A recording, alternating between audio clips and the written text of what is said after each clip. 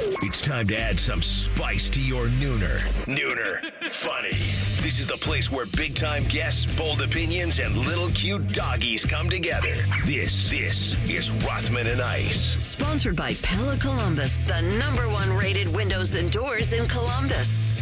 All right, welcome back in. Little Tap Dance Tuesday for you here on Rothman and Ice. Last week we didn't get that. Went seamlessly into Coach Day.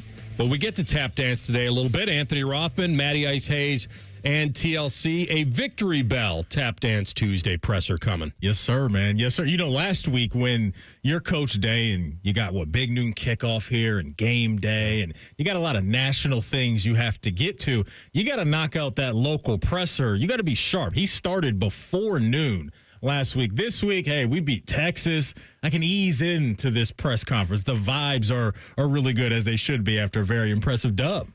It went over last week on the 28-28.5. I'm thinking I'm putting it right now. He hasn't started yet, so I'm not going to put a line out there. My original line was 20-30.5. That I would add 2 minutes to it based on the victory and a lot of questions and him wanting to answer it. Plus, you can relive that game as much as you want with Grambling up next. Remember, now we're getting into the paycheck games. So the next 2 weeks are going to cost Ohio State about $3 million. Let me get some of that. You know, and what's weird is I think they're keeping more money in state. So they're paying OU, I believe, almost $2 million to come in here and play that night game. And Grambling's only getting $1 million. Really? Yeah, and I think OU also gets like 500 free tickets in addition to their $3K that they can purchase. Okay. And then Grambling's getting maybe 2,000 tickets if they can sell them. I got you. I love your over-unders for his press conference. I'm like, let's set an over-under on Grambling questions today. If I set it at 1.5 questions on Grambling football today. Specific Grambling or more of, hey, what a come down it is this week. You had the #1 team in the country. Now you get Grambling. How do you get your guys? I guess how do you manage a game like that? Just anything Grambling related. If I set that at 1.5. That's a good line because you're definitely going to get the what's the plan this week? Yeah. Is this, I mean, he's never going to disrespect an opponent and say, yep, get all my backups in this week. Keep everybody healthy. That's the plan. Hey, Lincoln, should be able to win the game with my backups. Right. No problem. Yeah. Now, he's not going to say that, but I do think he could navigate his way around it, Matty, by saying that, yeah, I mean, ideally, it'd be nice if we could get a lead in this game and then see how it goes. Everybody knows what's going on, right? Even Grambling knows. They know what time it is. I'm sure for a lot of their players, this is a game big time. Yeah, man, that brings back memories, right? Any dogs in the house? Like watching that with my dad, those 90s Bulls. I used to love that. You're supposed to say, you know my dad is? You know who my dad is? I talked to my dad yesterday. Shout out to Papa How is your Hayes. dad doing? It's good, man. We were talking about... You know who my dad is? He was talking about, how much pressure he thinks is on Lamar this year. It was fun, man. Like, he's really cranking it up on Lamar. So, no, shout out to Papa Hayes. But, yeah, man, But they're getting $1 million. Yeah, that's what I'm saying, right? So they're getting $1 million. By the way, that's paid. That's paid in February. That's earning interest for about 6 months. They've been looking at that. That's good money right there. But for the players, like you dream about playing at venues like this, right? Everybody involved, Vegas knows what we should see on Saturday. But to your point, Ryan Day, the coaches, they're going to make sure that the players are absolutely respecting what I'm going to interrupt you real quick. Go ahead. This is a live feed of the press conference sponsored by the Roofing Guys. Yeah, he did. He graded out over 80%. His adjusted completion percentage with a few drops was pretty good. So we felt like he took care of the ball, made some good throws. I'd like to think that if we had made a few plays for him earlier on in the game, maybe it would have gone a different direction. But I don't think he ever flinched. So good start. A lot of football to go, though. We'll go in the front row, Dave Dill. We were so busy asking about quarterback battle and everything else. I don't think we asked you enough about the running back situation. Obviously, both CJ and James were going to play. You talked about that, but I thought James would be the starter, CJ would be the backup. What did CJ do to kind of earn that starting job? Yeah, no, they're working together, and we're going to need them both, just like last year, and so we'll continue to do that. And I think James had 10 carries, and CJ, I'm not. If he had more than that, but I mean, we're gonna break it up and kind of let Locke roll those guys. But you could probably see James get more carries this week, and then maybe CJ more the next week. That's just kind of how it goes. And it was the same way with Travion and Quinshon last year, and I think I looked, I think Travion only carried the ball more than 10 times, like twice last year. So, we got a long way to go, and we're going to need all these guys. Going to back. Yeah, Kenyatta left the game on Saturday. Is any update on his health going into this week? No, real update other than, he is working towards getting back to play this game. Going to the front row, Austin Wood. I know that you never want to disrespect any opponents, but with Texas now in the past, it seemed like training camp was all designed towards winning an opener. With what you have with the next two opponents and then the off week, is there any way that you may or may not tweak practices to treat this like training camp, rotate games? How does this schedule and the way week one went for you change the next couple weeks at all? Yeah, well, I think to your point, that was the focus, and now we got to grow. We got a lot of work to do, a ton. After you come down from the emotion of the game, you get back on the film and you get to work. You just realize that there's so many things that we got to improve on, and that's what the focus is going to be, regardless of the opponent. And you're going to hear the coach speak of it always is about us, but that is true. I mean, we're holding ourselves to a high standard. I think coming out of the game, we were able to build some confidence, and I think we're able to build some confidence moving forward with some guys who hadn't played a whole bunch of football. Looking back on last year's team, that starting 22, I think, had almost 700 total starts under their belt. And so when you have a bunch of guys coming in who don't have that same experience, it's different. And so I think coming out of that game, they realize they can play with anybody in the country. That being said, it is a long season. There are so many corrections that need to be made. There's a lot of improvements that have to happen in all three phases. And so, that's going to be the thing as we get back to work here. We got a team meeting at 2:30. We're going to get into our game week routine because leading up to the first game typically isn't always like a game week routine. So a lot of things to work on. And again, when you have guys who are a little bit more inexperienced, who haven't done it before, now, okay, we've won a game, but now we have to get in a routine and start bringing it every week and the consistency of what comes with that. Because again, our goal is to play all the way through January. Second row, middle, Bill Landry. Ryan, the first fourth down play where Julian threw it to Max and Max dropped it, Jeremiah was open. It seemed like he had three guys open on that play, and then you talked with him a little bit after that play. I'm just curious about like the feedback you got from Julian on that play and throughout the game, and what you thought of like what he was seeing and what you were seeing. Yeah, I thought the design was right there. I think what you want to do with a young quarterback, sort of in his first start and his first big spot right there on fourth down, is what did you see? And he said he felt the backside safety sort of running to the middle of the field. Back on film, you see him sort of running over the top on Max. Made a ton of sense to me. The fact that he thought he was running to the middle of the field in a single high look. And then, he got his feet, quickened up his feet, and put the ball on Max. It was towards the sideline, so maybe we would have liked it a little bit sooner. He was really selling the action, you could tell. So maybe, had another step or two in the fake that he could have snapped around a little bit faster, which would have allowed him maybe to see it a little better. But I thought he threw a heck of a ball. I mean, this is his first start ever. We got to help him out. And it's good to see he and Max connect on a pass later on. But it was a good route by Max. Jeremiah was flying. I thought the design was right. And we're trying to be aggressive early in the game. And, you hit that, who knows what happens. But that's a game of football. You got to move on, which I thought we did and he did. But when you ask him, what did you see? And you get something that makes a lot of sense, especially when you're looking at the iPad, that helps. I do think for a young quarterback, having that iPad and actually watching the film on what you actually saw and then comparing it to what was on the film does confirm some things in your mind where in the past, you wouldn't know what that looked like until you actually got on the film the next day or after the game. So I think we use that to our advantage in this game. You used the word with Brian after the game about his play calling that it was unselfish. As a coach, when do you kind of notice that in your career you learn to coach unselfish, and how important is it to realize that you may not be able to dictate a game and that you used the mantra just win last week? Like, we may have to get away from our game plan and 14 might have to be enough. Yeah, I can't sit up and say to you guys that the number one goal is to just win. If it's 14-7, we have to be really, really excited about that. I think in college football and, before there was the playoff system, but even still now, and just being, at a place like Ohio State, there's certain things that, there's quote unquote, the look test and style points, which is a pretty dangerous place to go sometimes because the number one goal is to win. And if you get too worried about that, that can cost you a game. And so, especially in a game like this, the number one thing was to win the game. We wanted to establish an identity in terms of playing physical.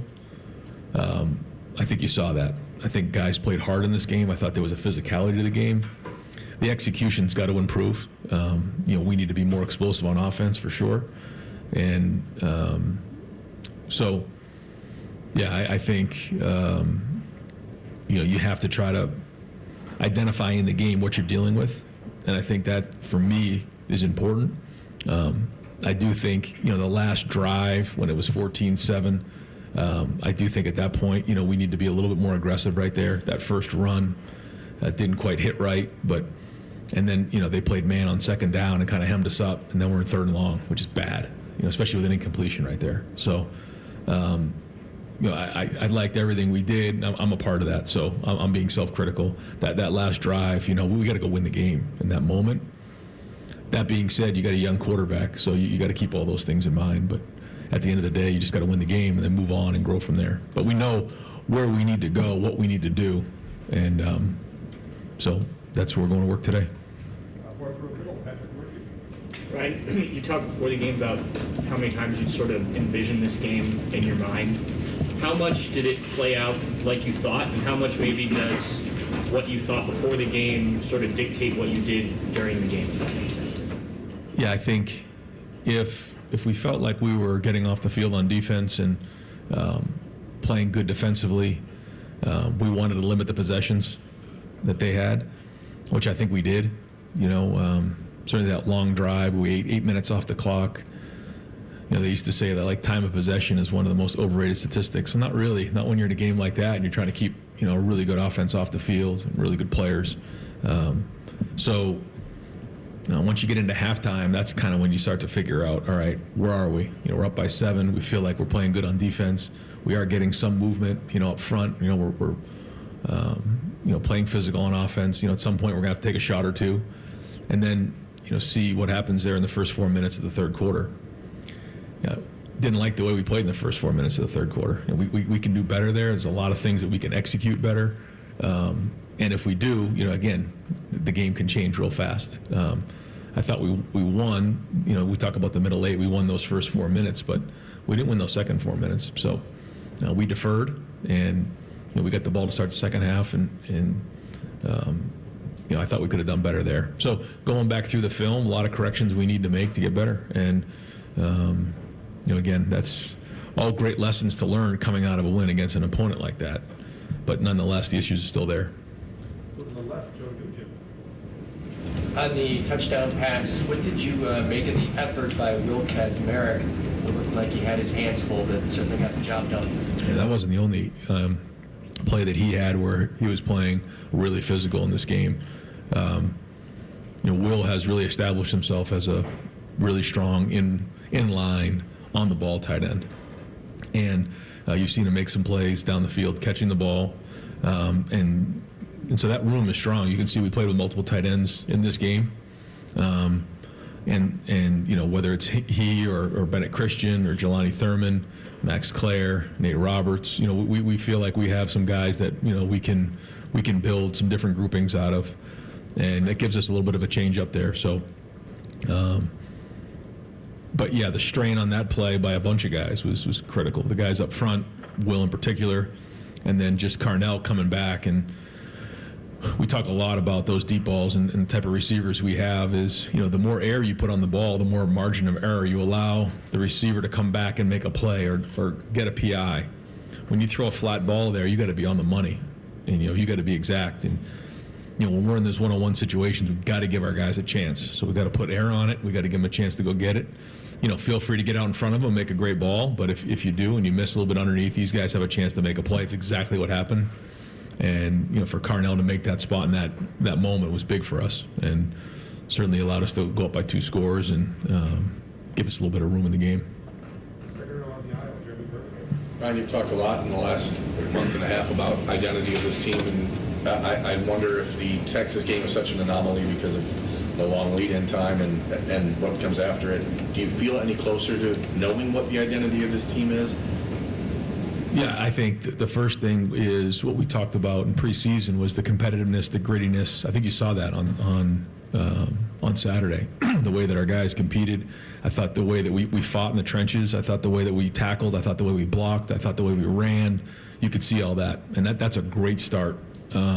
Was it all perfect? No. Do we need to play even harder? Yes.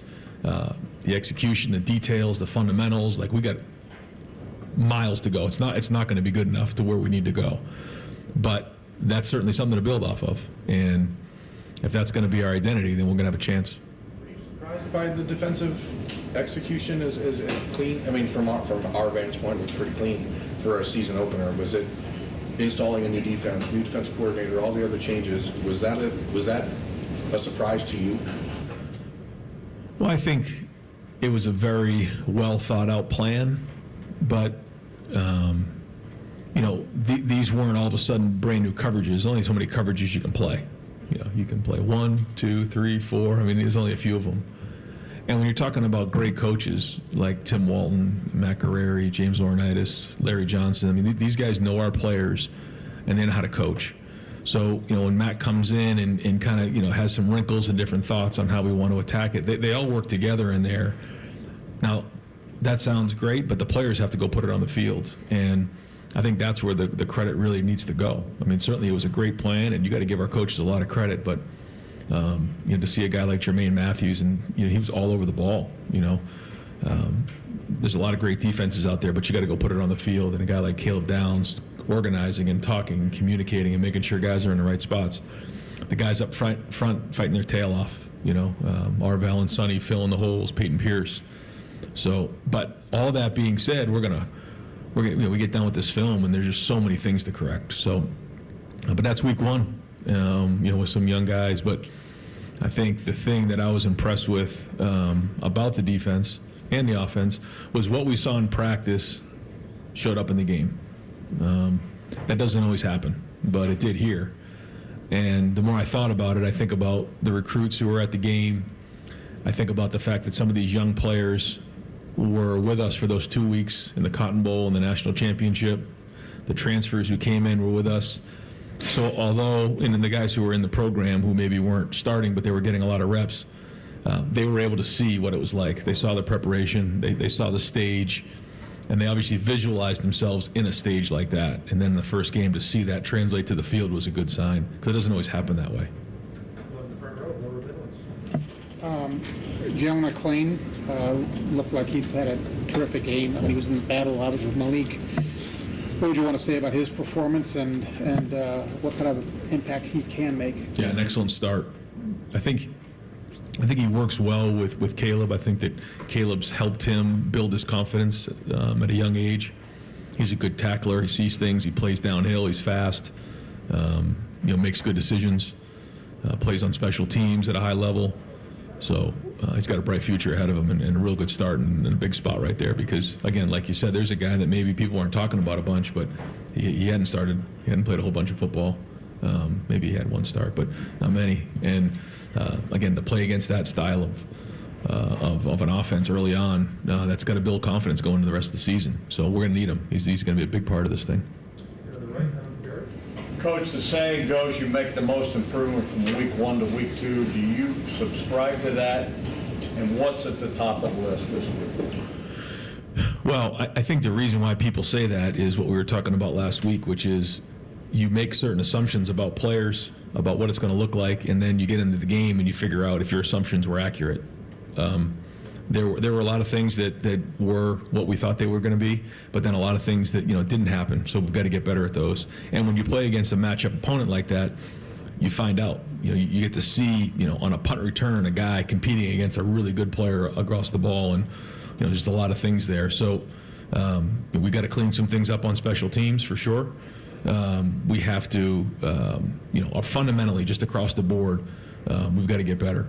We have to continue to work on sustaining high levels of play throughout the game. We have to attack the football on defense. and create more and more turnovers. On offense, we need to be more explosive. We need to get to the second level and make guys miss, or get to the second level and block them on the perimeter. We need to, space out the passing game. I could give you a list a mile long of things we need to improve on. So, but we got it, and that's what the focus is going to be this week. Coach, the offensive line didn't allow a sack, and they gave Julian a lot of time against good defensive front. How did those guys grade out, and how would you assess their performance? Yeah, I looked across the field before the game, and that is a good-looking front. And I thought for Austin starting, at left tackle, Phil, right tackle, I thought Carson, Luke, the guys, I thought they played well. Was there some inconsistencies? Yeah. Was there some looks that they gave us that we weren't prepared for? Yes, for sure. I thought they had a good game plan coming in and did a nice job. But I thought if you just watched our play, you watched how hard we played, there's something that we can build off of. And I think watching their reaction after we scored the touchdown on 4th and 1, watching the way they were finishing plays downfield, there's a grittiness to that group that, again, is a great foundation. Ryan, NFL season starts this week. With NIL and rev share and all the ways that players can make money now, how much does NFL development and their chances to make money at the next level factor into recruiting still? And how do you feel you guys are doing in the NFL development part of this program? Yeah, I think when you look at the development of our team, I won't compare it to other programs, but I'd put it up against anybody in the country, because not only, it's one thing to make it to the NFL, it's another thing to stay in the NFL. And that, to me, is where we've done a great job here. And, it's Coach Mick, it's our program, it's our schedule, it's Ohio State. It's playing on this stage. It's understanding how you handle yourself. There's just a certain level of expectation here in terms of performance on the field, how you handle yourself off the field, not, staying out late and running the streets after a game. Like, we got to get to bed. We got a long season ahead of us. An excellence to preparation, professionalism in and out of the building.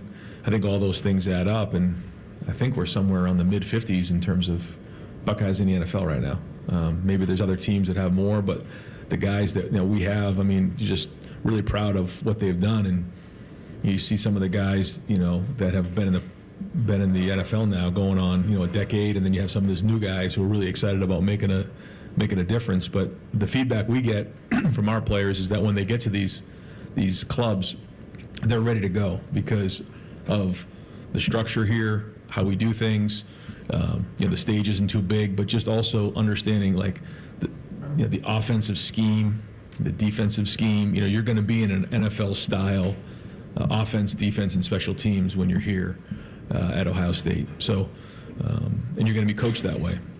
So all those things add up to guys doing well once they're there. And when you talk to NFL personnel, they know what they're getting when a Buckeye goes on their team. And we've just got so much great feedback about our players year in and year out.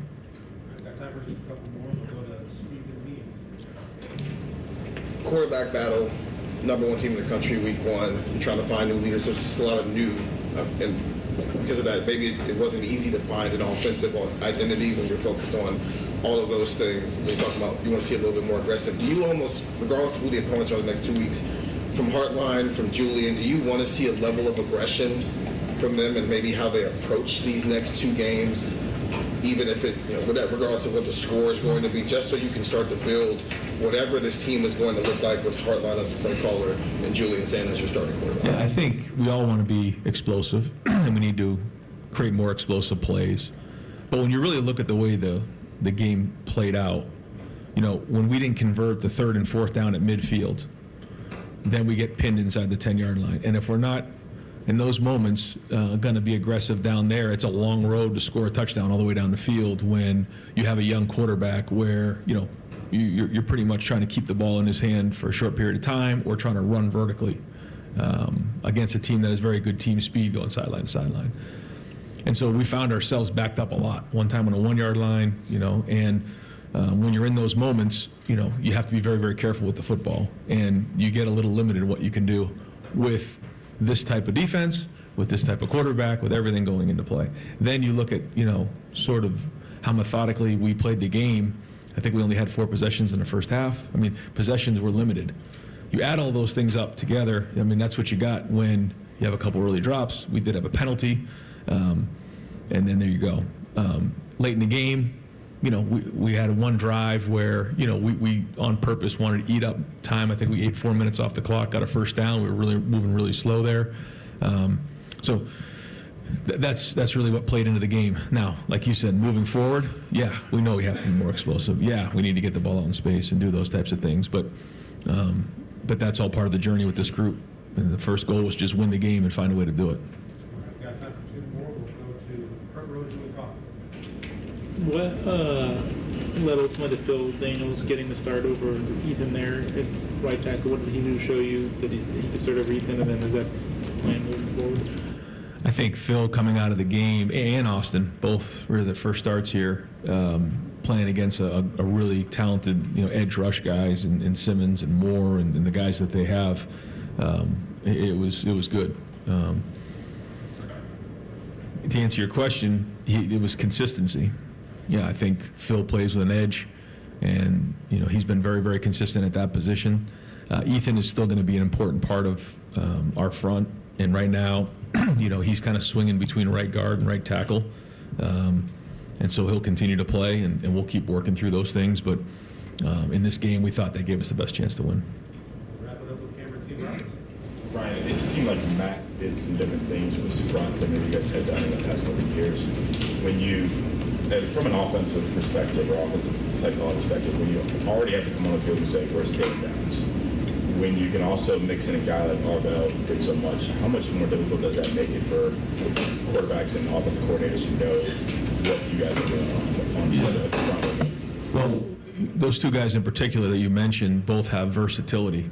You know, Arvell, but you look at Sonny, then you look at Caleb, and you see guys who can do multiple things. Then it becomes harder to recognize how you're being attacked. And, you know, I thought Texas did a nice job, you know, with some of their guys and what they were doing, very similar. But yeah, the more versatility you have, then the harder it is to peg down what exactly is going on in that play. And, you know, I think our guys take a lot of pride in being able to disguise looks pre-snap and then give different looks post-snap, which again is all good, but you got to execute them. And the coverage and rush have to work together. I thought the coverage was very good.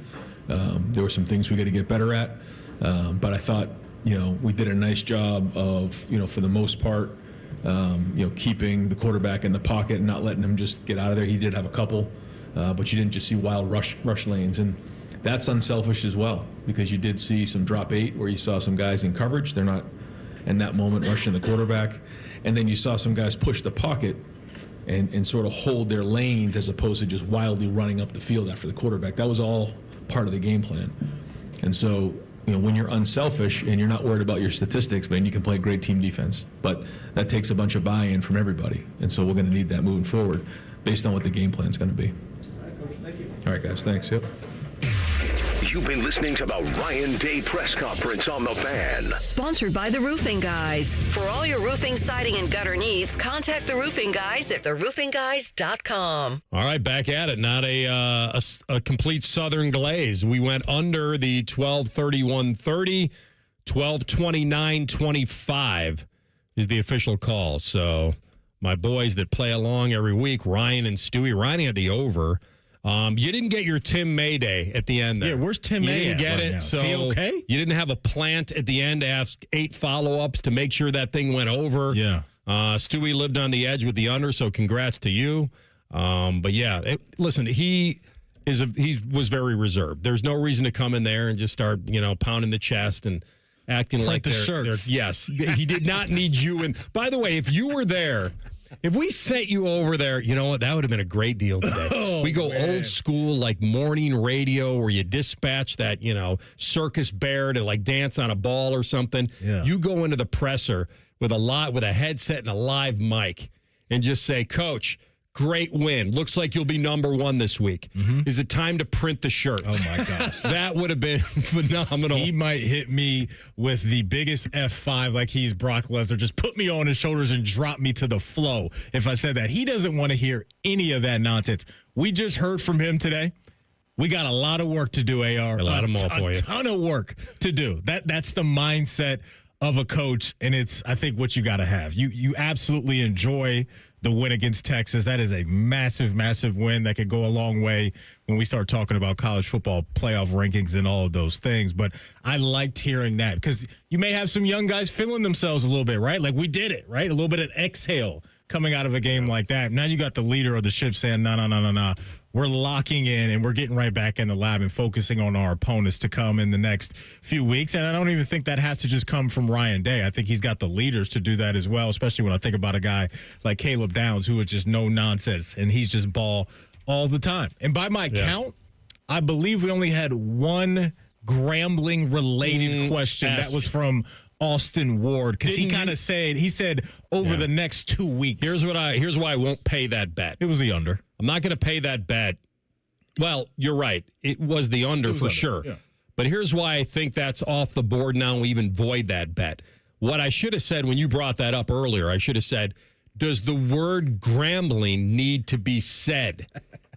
And I think that would have made the bet better. To me, it was just anything related to Grambling. Yeah. To me, Austin kind of went there without saying. He went there early about the next 2 weeks. Yeah. The other thing that I think you could have that he could have been asked today, and I don't think it would have solicited some great answer, but the word that he used throughout the preseason and throughout even game week last week was, I like my team, they have some edginess to them.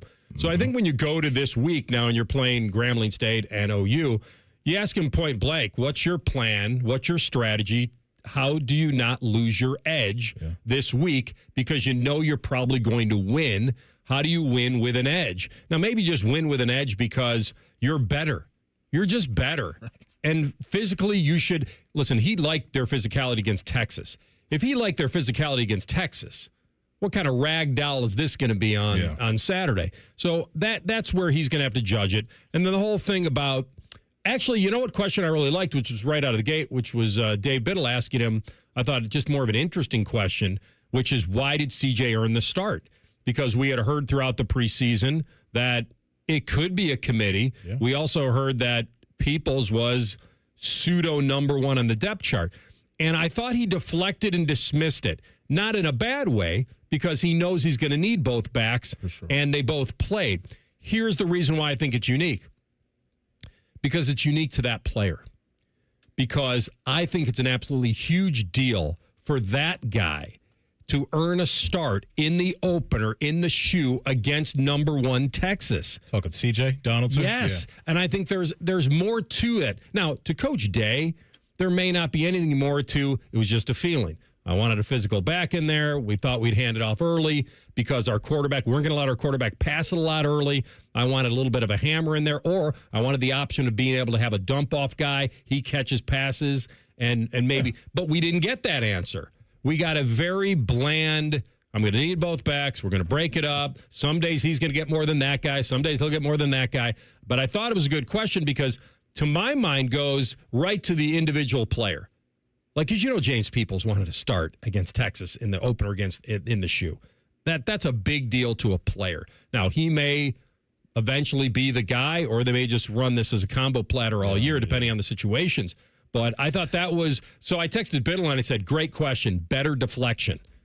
Like it was. Like Biddle went hard to the rack, and it was – You're not getting that answer. Not today, Not today. Not today. So the split in carries against Texas was CJ Donaldson got 19 and James Peoples got 10. So I mean that's a solid amount of work. This was a defensive grind between both teams. I mean the clock was rolling, so I don't really know how many real at-bats these guys had. But going back to last year, the total amount of carries for Quinshon Judkins was 194, and on the year it was 144. For Travion. And so I still think we're going to see a nice amount of both guys this year. Maybe stylistically they felt like CJ provided a little bit more that matched up better against Texas than what James did. They spoke so highly of James the last 2 years. He is going to make a name for himself this year, and especially when you just think about the big picture in this too, right? And having depth and healthy bodies, hopefully down the road when you're probably going to be in the college football playoff again, you want to keep guys as fresh as possible. So I'm not going to overreact too much right now to the split in carries. I think it'll probably be around that split week in and week out, and maybe James will have his weeks to where he's leading the charge, and CJ will be the guy the next week. I think Coach Loughlin showed last year he knows what the heck he's doing, and even outside of last year, you look at Coach Loughlin's history going back to Memphis with the NFL running backs he coached up there, and then his time at Oregon. He's going to have that thing in order, and he's going to have those guys ready to go. Going to ride the hot hand. Yeah. Some guy gets off to a great start. It's going to be his game, probably. If he's feeling it, you start getting a little Zeke, a little spoon-fed stuff going on, and all those running backs get that feeling. Yeah. So, no, there's nothing to overreact to. It's just more like I thought the question was good about earning the start. If this was Grambling to start, I wouldn't have, the question doesn't need to be asked. Right. But it was Texas. It was number one at home in the shoe, and that's a big deal when you're helping a young quarterback, which running back is starting the game. So there was something about the physicality of Texas that I think maybe matched up better with CJ. And not that Peoples didn't get a chance, but he did. But I think it's something to look at going forward. Because the other thing I would tell you in a physical game that's low scoring, like dismissing the running game is usually not what you do. They didn't need it, which is the beautiful thing. They didn't need Jeremiah to go off. They didn't need the running game to carry it. Yeah. They got so much out of a young quarterback in their defense that they rode it to victory. And they played the massive plays great. The goal line stand has to happen or Texas ties the game. They've got to come up with that stop at the end when Manning's down 7 with the ball and moving it.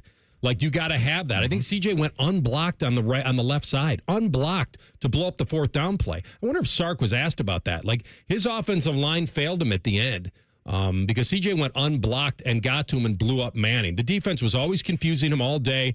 Matt Patricia won the day. Pre-snap, post-snap was beautiful. You'll rarely see a game where a coach has a checklist and he can check nearly every box. Now, would he have asked for more than 2.4 yards per carry in a physical game, in a low-scoring game? Of course he would have. So he doesn't get to check that box. But he got some intermittent running that helped. But they played such a clean game. The no turnovers, the one penalty or whatever. Like, it was as good as a week one against that kind of a team. Like, you would expect more mistakes maybe out of a lesser opponent because your focus wouldn't be as good. Yeah. So I thought their focus was just on point the entire game. And the beauty of it is, and I said this yesterday, yes, would you have wanted to blow them out just for the whole narrative of, wow, Ohio State's not going anywhere? Yeah. But sometimes when you face a grind-out game, when you need a stop at the end of the game to preserve victory, where you need a goal line stand, where you need to come up with a big third down stop, you need to come up with a big pick, those are the games actually you come out of those thinking, I'm kind of glad they won 14-7. Yeah, no, I think it's a good point because when you talk about being able to know and truly believe that in tough games against good opponents that you can get it done. Exactly. What they did this past Saturday has a chance to pop up maybe if the game gets sticky against Penn State, right? Or if it's another game, right, that just comes out of nowhere. We're not expecting it for whatever reason. They just don't have it. Nebraska last year. And you're grinding, right? What can you rely on? And not only rely on, but confidently know that when we get put in this situation, we know what we're doing. And so I think there's some things that they can take from this Texas game that can show up later and help the team. One thing he mentioned twice today was the explosive plays and wanting to see a little bit more of that.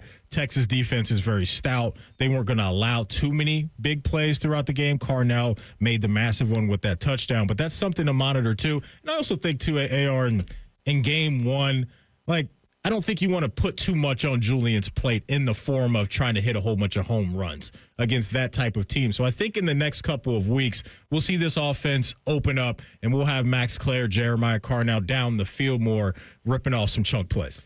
The difference between playing to win the game this past Saturday and trying to win the game against Michigan last year, to me, was drastically different in that, yes, they both fall under the umbrella of conservative game plans, but the fact that he trusted Julian to throw it from his own end zone on a 3rd and 3, and the fact that he trusted him to play action on 4th and 1 at midfield to catch them off guard, that shows trust. He threw it from his own 8-yard line on a 3rd down to go back to Claire in the zone. Like, he gave him chances. This wasn't, all right, let's run for 2 yards, get to 3rd and 5, and see if Julian can complete a first down for us to move the chains. This was not that. Yeah. So I know that word conservative got thrown out there this week or after the game because you won and it was just about winning and don't make mistakes.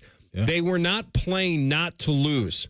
There was a fine line between their aggressiveness and their situational coaching, I thought, on Saturday. But never did I feel during that game that he was coaching it not to lose. No, I agree. And I think what that can do is now Julian knows that, like, hey, the coach truly believes in me. Yes, he named me the starter, but in some of these situations to where you're looking at a 4th and 1, a 4th and 2, whatever it may be, like a lot of coaches will go, hey, we're getting this to our running back. We're relying on the offensive line, and then we will continue after that. They said, no, we're putting this on Julian's shoulders. We're going to have him drop back, read the defense, and make the right decision. So I think that's a good way for a coaching staff to really infuse some confidence into their young quarterback right out of the gate.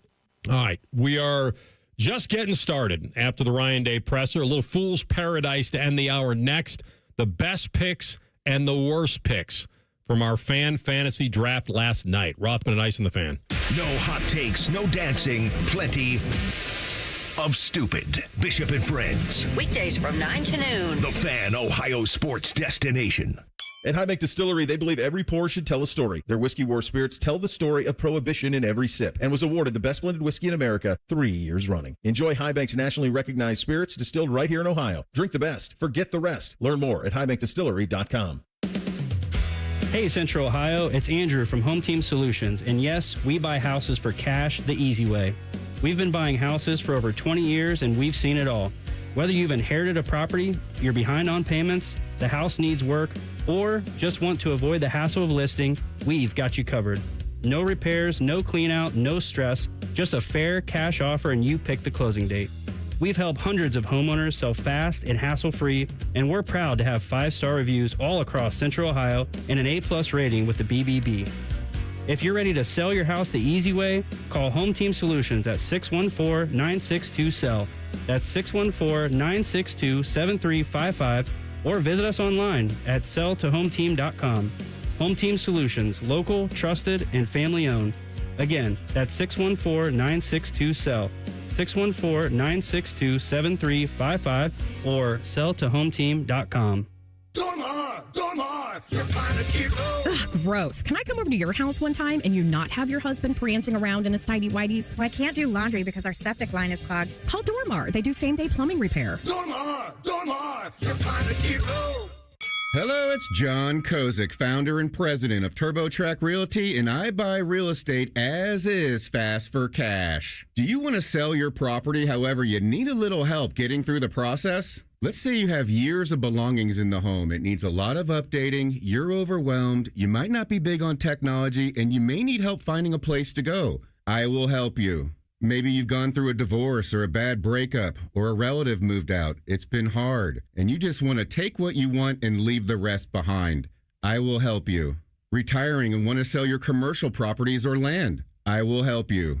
Sellers, whether you're selling as is or selling for top dollar, you're no longer alone. Visit us today at TurboTrackRealty.com or call me now for an all-cash offer and, more importantly, the help you need at 614-470-2000, 614-470-2000. Right now in Washington, there's a fight going on to make life more affordable and bring back American jobs. Some play politics, and some want to get things done. Senator John Husted is cutting through the noise, putting Ohio first. The new tax bill delivers for working families and helps small businesses hire and grow right here in Ohio. Tell John Husted, keep fighting for Ohio families and small businesses. Paid for by Senate Opportunity Fund. In the old days when people lived to be 40, you only had one option for listening to your favorite show. But now, ooh, baby, radio, podcast, the Fan app, and YouTube, ooh, just to name a few, live or on demand. You have no excuses. The Fan. Get your air conditioner fixed fast. Call Care Heating and Cooling. 1-800-COOLING. 1-877-CARS for kids. KARS Cars. Cars for Kids. Ready to get rid of that old car? Donate it to Cars for Kids. Call 1-877-CARS-FOR-KIDS to reach a friendly live agent. Donation's super easy, and your car can be picked up as soon as tomorrow. Call us now, 1-877-CARS-FOR-KIDS. 1-877-CARS-FOR-KIDS. Donate your car today. Did you know you can donate real estate too? Scotty Vegas here. Smartest bet of the season? Bet on yourself. I needed a weight loss plan that fit into real life. Tailgates, road trips, kids' nights, and still lets you eat. Week 1 with Awaken 180, I was down 6. By the end, 45 pounds gone. That's with wings, chili, meatballs, sausages, all the good stuff. It's the Tailgate transformation. Structure, coaching, and food that tastes like a win. Make the smart play. Start your Tailgate transformation at awaken180weightloss.com. The savings are so good at Great Lakes Hyundai of Dublin. Save on new Santa Fe and Palisades with 0% APR and make no payment for 90 days. HyundaiofDublin.com. Customers will qualify. Interest accrues during no payment period. Fan weather. From the Logan AC and Heat Services Weather Center. Do not forget the sunglasses at home. The sunshine is in full effect today with afternoon highs getting into the low 80s and light winds. Mostly clear skies overnight tonight with lows into the upper 50s. And then for Wednesday, we could see some isolated showers and storms in the afternoon, although most of us across central Ohio remain mainly dry with temperatures in the low 80s. For The Fan, I'm meteorologist Meredith Garfalo with the 10 Weather Impact Forecast. Want to know anything about the Fans contest, how to win, or what's up for grabs? Check out 971thefan.com. The Fan, Ohio's sports destination. Let's scratch that fantasy football itch. It's Rothman and Ice's Fool's Paradise. We had the Fan draft last night. A couple funny stories from it. So you were drafting 9, I was drafting 3, 10-team league. You got the early snake. And I did not go back to the well. And I mean, I got Barkley at 9 last year. I would have had to have taken him at 3. Or you know, if I wanted him, I had to take him there. So I didn't. Didn't go back to the Barkley well. Not because I think he's going to have a bad year. He's probably going to have a very good year. I just feel like sometimes you have guys year to year, and it's not a keeper league. And you know your players maybe better than anybody. Like, you know the roller coaster of the weeks. And he scored so many home runs. He got vultured at the goal line by Jalen Hurts. Yeah. I was okay. If you took Barkley this year, I would also have tried to grab Jalen Hurts. That way I feel like I have, every time I get inside the 5, I'm probably getting a touchdown. Mm-hmm. But I didn't. I grabbed Jahmyr Gibbs. Okay. I know that David Montgomery is going to vulture some touchdowns. I did wind up getting Montgomery later. I don't know if I'll play them together. It's more of an insurance policy. But here's my Zim Reaper drafts like a pro, but will they survive by week 8? Here's the draft report card. The Zim Reaper strutted into the draft with a swagger that could rival a peacock on full display. With a solid A- draft grade, they snagged some serious talent, including the best pick that had everyone wondering how they pulled it off at 78 when the ADP was 56. Were you wondering, Maddie? Not too shabby for a team that's projected to finish 3rd with a record of 9-5-0. However, the schedule gods weren't feeling too generous, handing my team the 5th toughest schedule out of 10 teams. Good luck with that, folks. While the Zim Reaper may have a few aces up their sleeve, they'll need to keep an eye on their bye week situation. 2 players will be lounging on the couch in week 8, which could throw a wrench in their playoff plans. All right. Best pick they have for me, David Montgomery, round 8, pick 78. I picked him up basically as a handcuff to Gibbs, even though I know he's much more than a handcuff. And you've experienced the Kamara Ingram running back duo, so there were some good memories for you there that you want to go back to. I see the vision. Ride him to a championship. I see it. Worst pick. They said I reached on Tyler Warren, tight end for Indy. Drafted him in round 7, pick 63. Yeah, but they don't know what you know. They need to put some respect on the rookie tight end drafting king that is Anthony Rothman that the last 2 years, ladies and gentlemen, has drafted Sam Laporta and Brock Bowers. You know what the heck you're doing. You know what the heck you're doing. So they gave you, that's nice. A-. Out of the gate. Let's get yours. So for mover of chains over here, I got somehow an A+. I got it. I got it. A+. Here's the summary. Mover of chains, strutted into the draft like a rock star. Party like a rock star, actually. Snagging an A+ grade and a projected record of 11-3. Drafting from the 9th spot, they must have had a secret map to success as they outperformed expectations with a solid roster. With 7 running backs in the mix, it seems they're ready to run circles around the competition. You're darn right I am. Who needs the balance when you can have a running back army? Their schedule may be the 9th toughest, but that's just a minor speed bump. Toughest out of 10 teams? On the road to glory. That's what they're saying. While some may question the wisdom of drafting Jordan Mason a bit too early, let's chalk it up to a bold strategy. After all, every great team has its quirks with a projected finish of 2nd place. I don't like hearing that. Wow. Mover of change is poised to make a playoff run that can leave the rest of the league eating their dust. Folks, Matty Ice usually by week 7 comes on there and says, I'm toast. Good luck rest of the league. This year he has to live up now to expectations. Oh, man, there's pressure. AR, they're saying my best draft pick is Isaiah Pacheco, round 7. I liked it too. Pick 69. Nice. And then they're saying my worst draft pick is your boy Jordan Mason, round 8, pick 72. They're just not seeing the vision. Here's what'll yet. happen. Give it a couple weeks. It'll be great. And I'm not rooting for this, but it'll be great if Aaron Jones gets dinged. Like, they're going to go to Mason. So here's the thing. It's going to be good.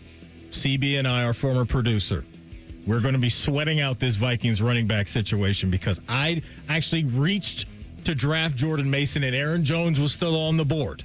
I know. CB then I think maybe the next pick or his 2nd pick after that did grab Aaron Jones. So Jordan Mason, folks, if you got a draft in the next couple of days, nice little maybe handcuff for now. And I'm using air quotes to say handcuff because I think he may be more of a 1B. When we start rocking and rolling. He came from San Francisco to where he showed that with the Niners, he could be a dude, and now we shall see if that's the case in many. All right, let me ask you this. A couple weird things in our draft last night. Let's get the funny one out of the way. Brandon Beam apparently went into the wrong draft lobby and was drafting in some rando public league thinking it was ours. And he thought he was cooking, too. And he's like, these people are idiots. Because his team, I believe if this is right, what I'm looking at, his team. Oh, he had like Lamar and CMC and all sorts of high-branded dudes. Metcalf, TLC's boys. So, the roster looked good, but you were in the wrong lobby. Then around pick 7, he's like, everyone changed their team name in our fantasy draft. I wonder what happened. And then I'm in the wrong draft. Oh, man. So he auto-drafted in ours. Like the first... For the first 6 picks. Yeah. His team's not horrendous. Oh, I actually like his squad. So basically, he human drafted in a public league that he didn't know. Yeah. And auto-drafted in the second half. And then auto-draft the first half of our league and human picked the second half. One of my boys, one of my best friends in our fantasy draft that we do, we have our draft tonight. His team name is literally auto draft, AR. Like, he's That's just no like, fun. I'm letting the computer take over. You still have to make the decisions week by week, but I love the drafting process. And it was a blast last night, man. Biggest reach in our draft last night was a San Francisco running back, correct? Yes. Brian Robinson Jr. B-Rob. Yep. B-Rob went where? He the went third in the round? third round. Which I now, was like, did that person have CMC? They did not. That's weird. They did not. So I don't see that vision just yet. As far as taking him in the third round, CMC throughout his career, the availability has been in question. That's totally fair. So that could be a very valuable backup running back to have, just because that system has shown us that running backs hop in that San Francisco kind of vortex and they get busy. What percentage would you put on that this person may have thought that B. Robinson was Bijan Robinson who dropped to the third round? Because since they don't 2%, since they don't have CMC, I'm gonna actually put it at about 20%. Oh, that high? What's Bijan Robinson doing here in the third round? Bijan was the 1-1 in our draft. Well, maybe that's why they missed maybe it. They got in late. Yeah, maybe they got in late. Boy, something's going on. There's some value here. No, I'd say it's low, maybe lower than 20%. All right, so we'll have fun with this We'll update it every week, as you guys know. I need to get CB's draft grade. I'll have that when we come back. You'll get some emotional fun. You'll ride the ride with us as we do every week. Yes. And it starts Thursday. Yeah. Cowboys and Eagles, prime time. So get your rosters locked in. Maddie and I both reached on quarterbacks, even in a 10-team league when we had no reason to do it. I don't think I reached. I got Jane Daniels in the you didn't. fourth I'm sorry. round. Yeah. We both got top 5 quarterbacks. We had Lamar in our league go in the first round. Yeah, he went Somebody's as the first pick. quarterback taken. Yeah. I went with Josh Allen. You have Jaden. You have my quarterback from last year. Yeah.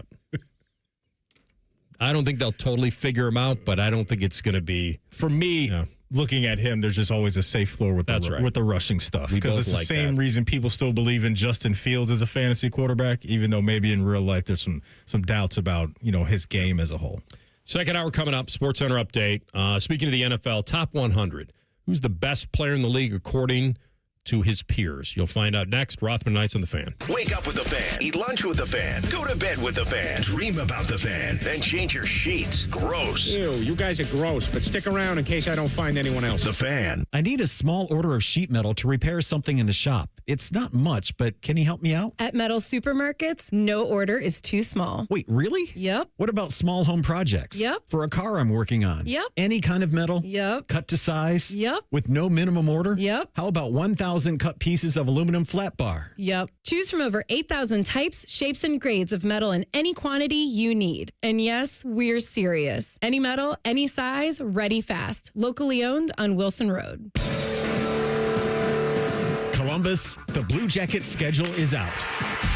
And you can lock in your seats with ticket plans starting at just 11 games. Don't miss a moment of the action.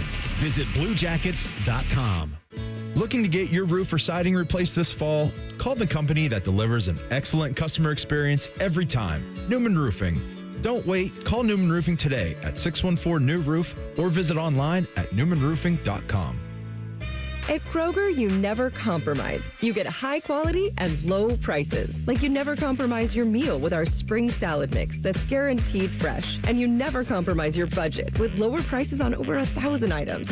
Hand it to Kroger shoppers. You never compromise. Kroger. Fresh for everyone. Select varieties of Kroger brand cheese are on sale. 6 to 8 ounce packs are $1.49 each with your digital coupon. Kroger, fresh for everyone.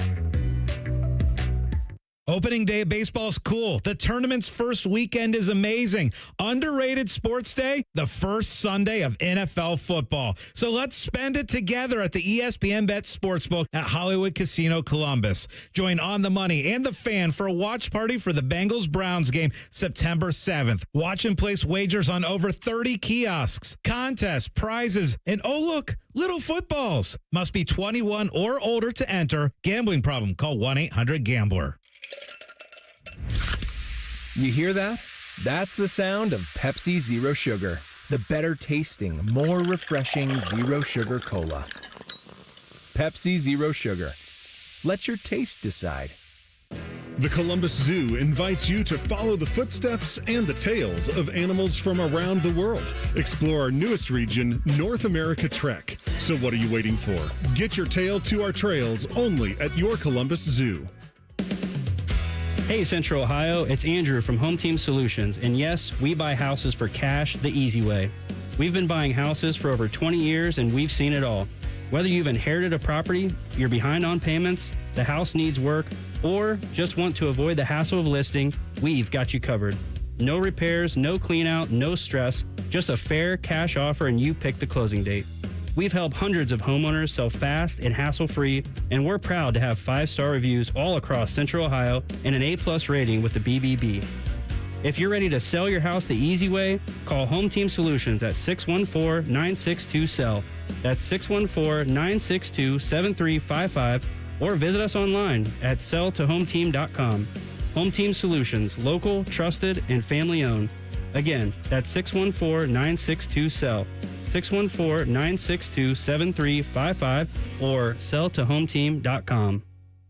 Broadcasting from the Lindsay Honda Studios. Honda makes the cars. Lindsay makes the difference. Visit lindsayhonda.com. WBNS-FM, HD1 Columbus.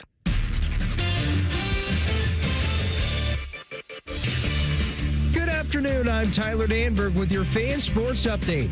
Ohio State hosts Scrambling State at 3:30 on Saturday. Head coach Ryan Day will join Buckeye Roundtable statewide and locally on the Fan tonight at approximately 6:35. Roundtable starts at 6. AP Top 25 poll expected to release at 2. 4 top 10 teams fell in Week 1, including number 3 Ohio State's 14-7 triumph over number 1 Texas. Baseball tonight, Cincinnati Reds welcome the Toronto Blue Jays at 6:40. Shane Bieber faces Zach Littell. Cleveland Guardians are at the Boston Red Sox at 6:45. Slade Ciccone faces Garrett Crochet. This update is sponsored by Roosters. Roosters is giving away 12 ultimate Buckeye experiences. Tickets, sideline passes, trips to a Buckeye first-round postseason game. Register today at roosterswings.com.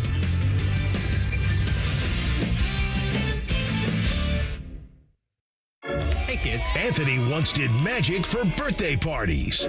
See, when you say it out loud, it doesn't sound so bad. Back to Rothman and Ice.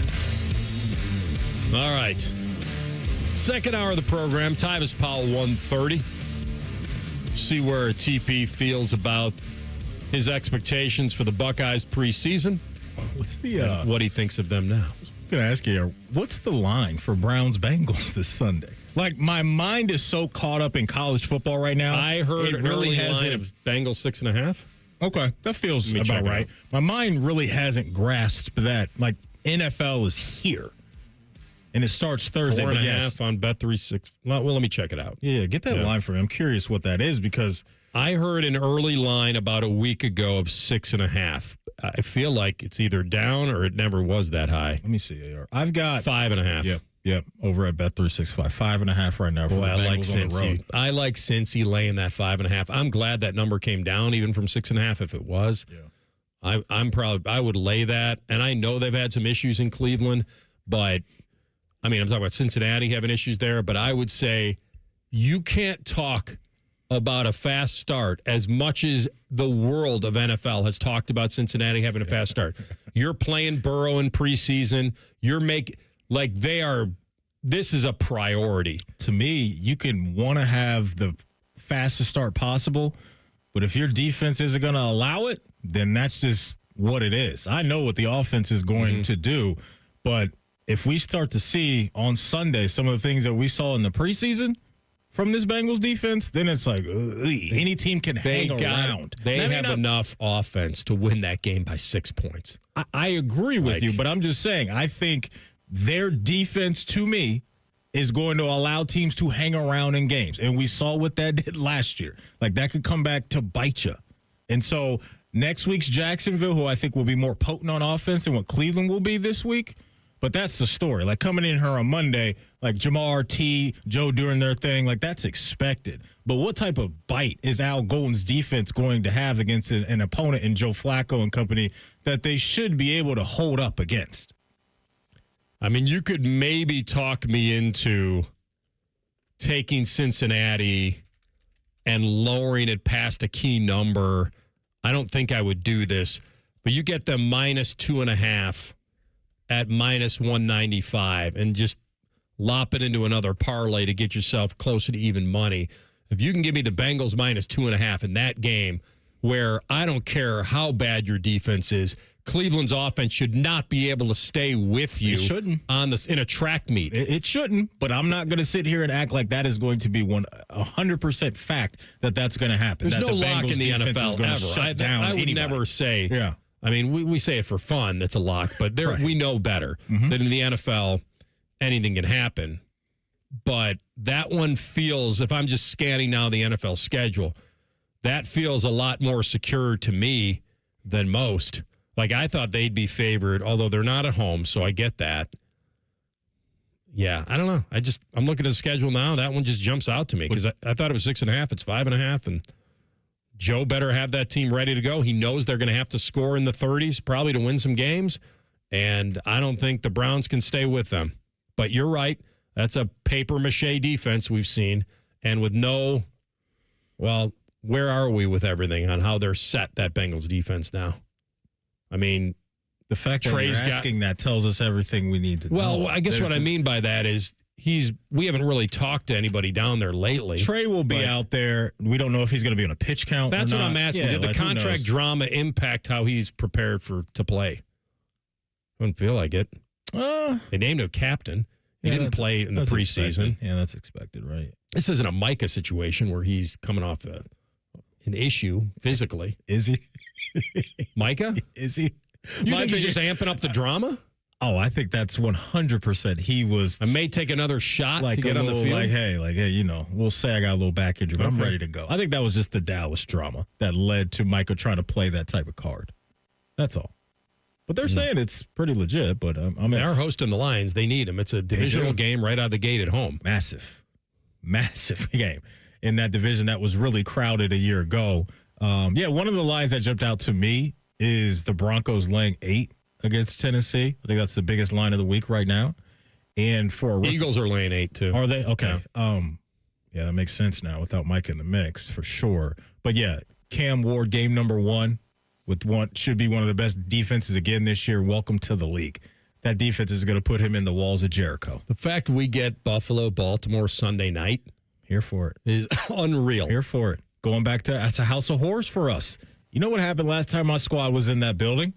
I'm gonna have multiple Bills in fantasy against your squad, unfortunately, because you have a very good defense. Well, you got the right quarterback. Got Josh and I'll have James Cook in that. Monster. So, yeah. But yeah, going back to that place, can't wait to watch all the highlights of the Mark Andrews drop this week. It's going to be all over the place. Here's another fun one, Matty. Yeah. Arizona's laying 6.5 on the road against New Orleans. That feels right to me. A lot of people are high on what Arizona's defense should be this year, right? They draft Will Johnson in the second round. I think Walter Nolan, I think they grabbed in the first round as a defensive lineman. And so they have a defensive-minded head coach in Shane Steichen. And now, it's Spencer Rattler. You're kind of throwing him to the wolves a little bit, I think, in this game. And so I like that line.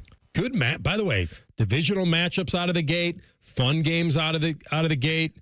Aaron Rodgers has to go back to New York that's awesome. On Sunday. The Sunday night headliner that I just mentioned. Vikes Bears on Monday night.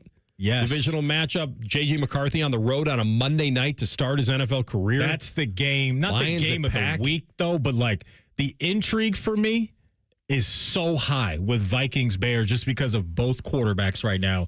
Year 2 technically for both, but more 1 year, 1-ish for J.J. McCarthy. Yeah.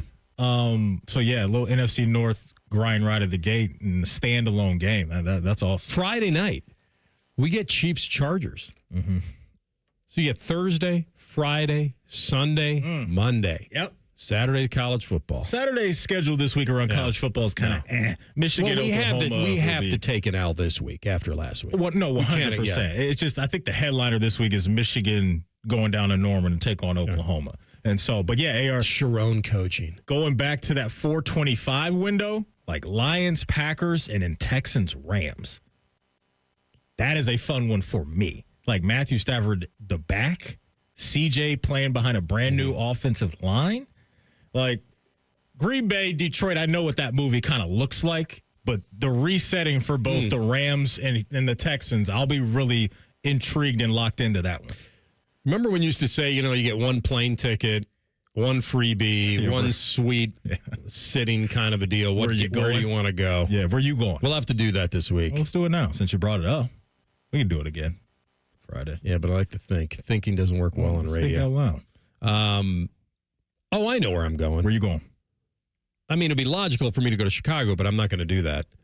I think I would go where I talked about earlier, where Whiskey Paul is going to protect me and play human shield, but I wouldn't need it because the Vikes aren't playing there. If I had to go this week, weather good, September, I think this would be the week to go to Lambeau and to see Packers-Lions at 425. Mm-hmm. I know the Bills and Ravens is the headliner. Bills mob, that would be a great game to be at, but I think a sneaky, fun little September afternoon in Green Bay would be. It is in Green Bay, right? Yeah, it's not a Milwaukee game or something. No, I don't think so. So, yeah, on both sides for the Packers and the Packers in Detroit, you got the new pass rusher with Micah Parsons. And then what does Aiden Hutchinson look like this season?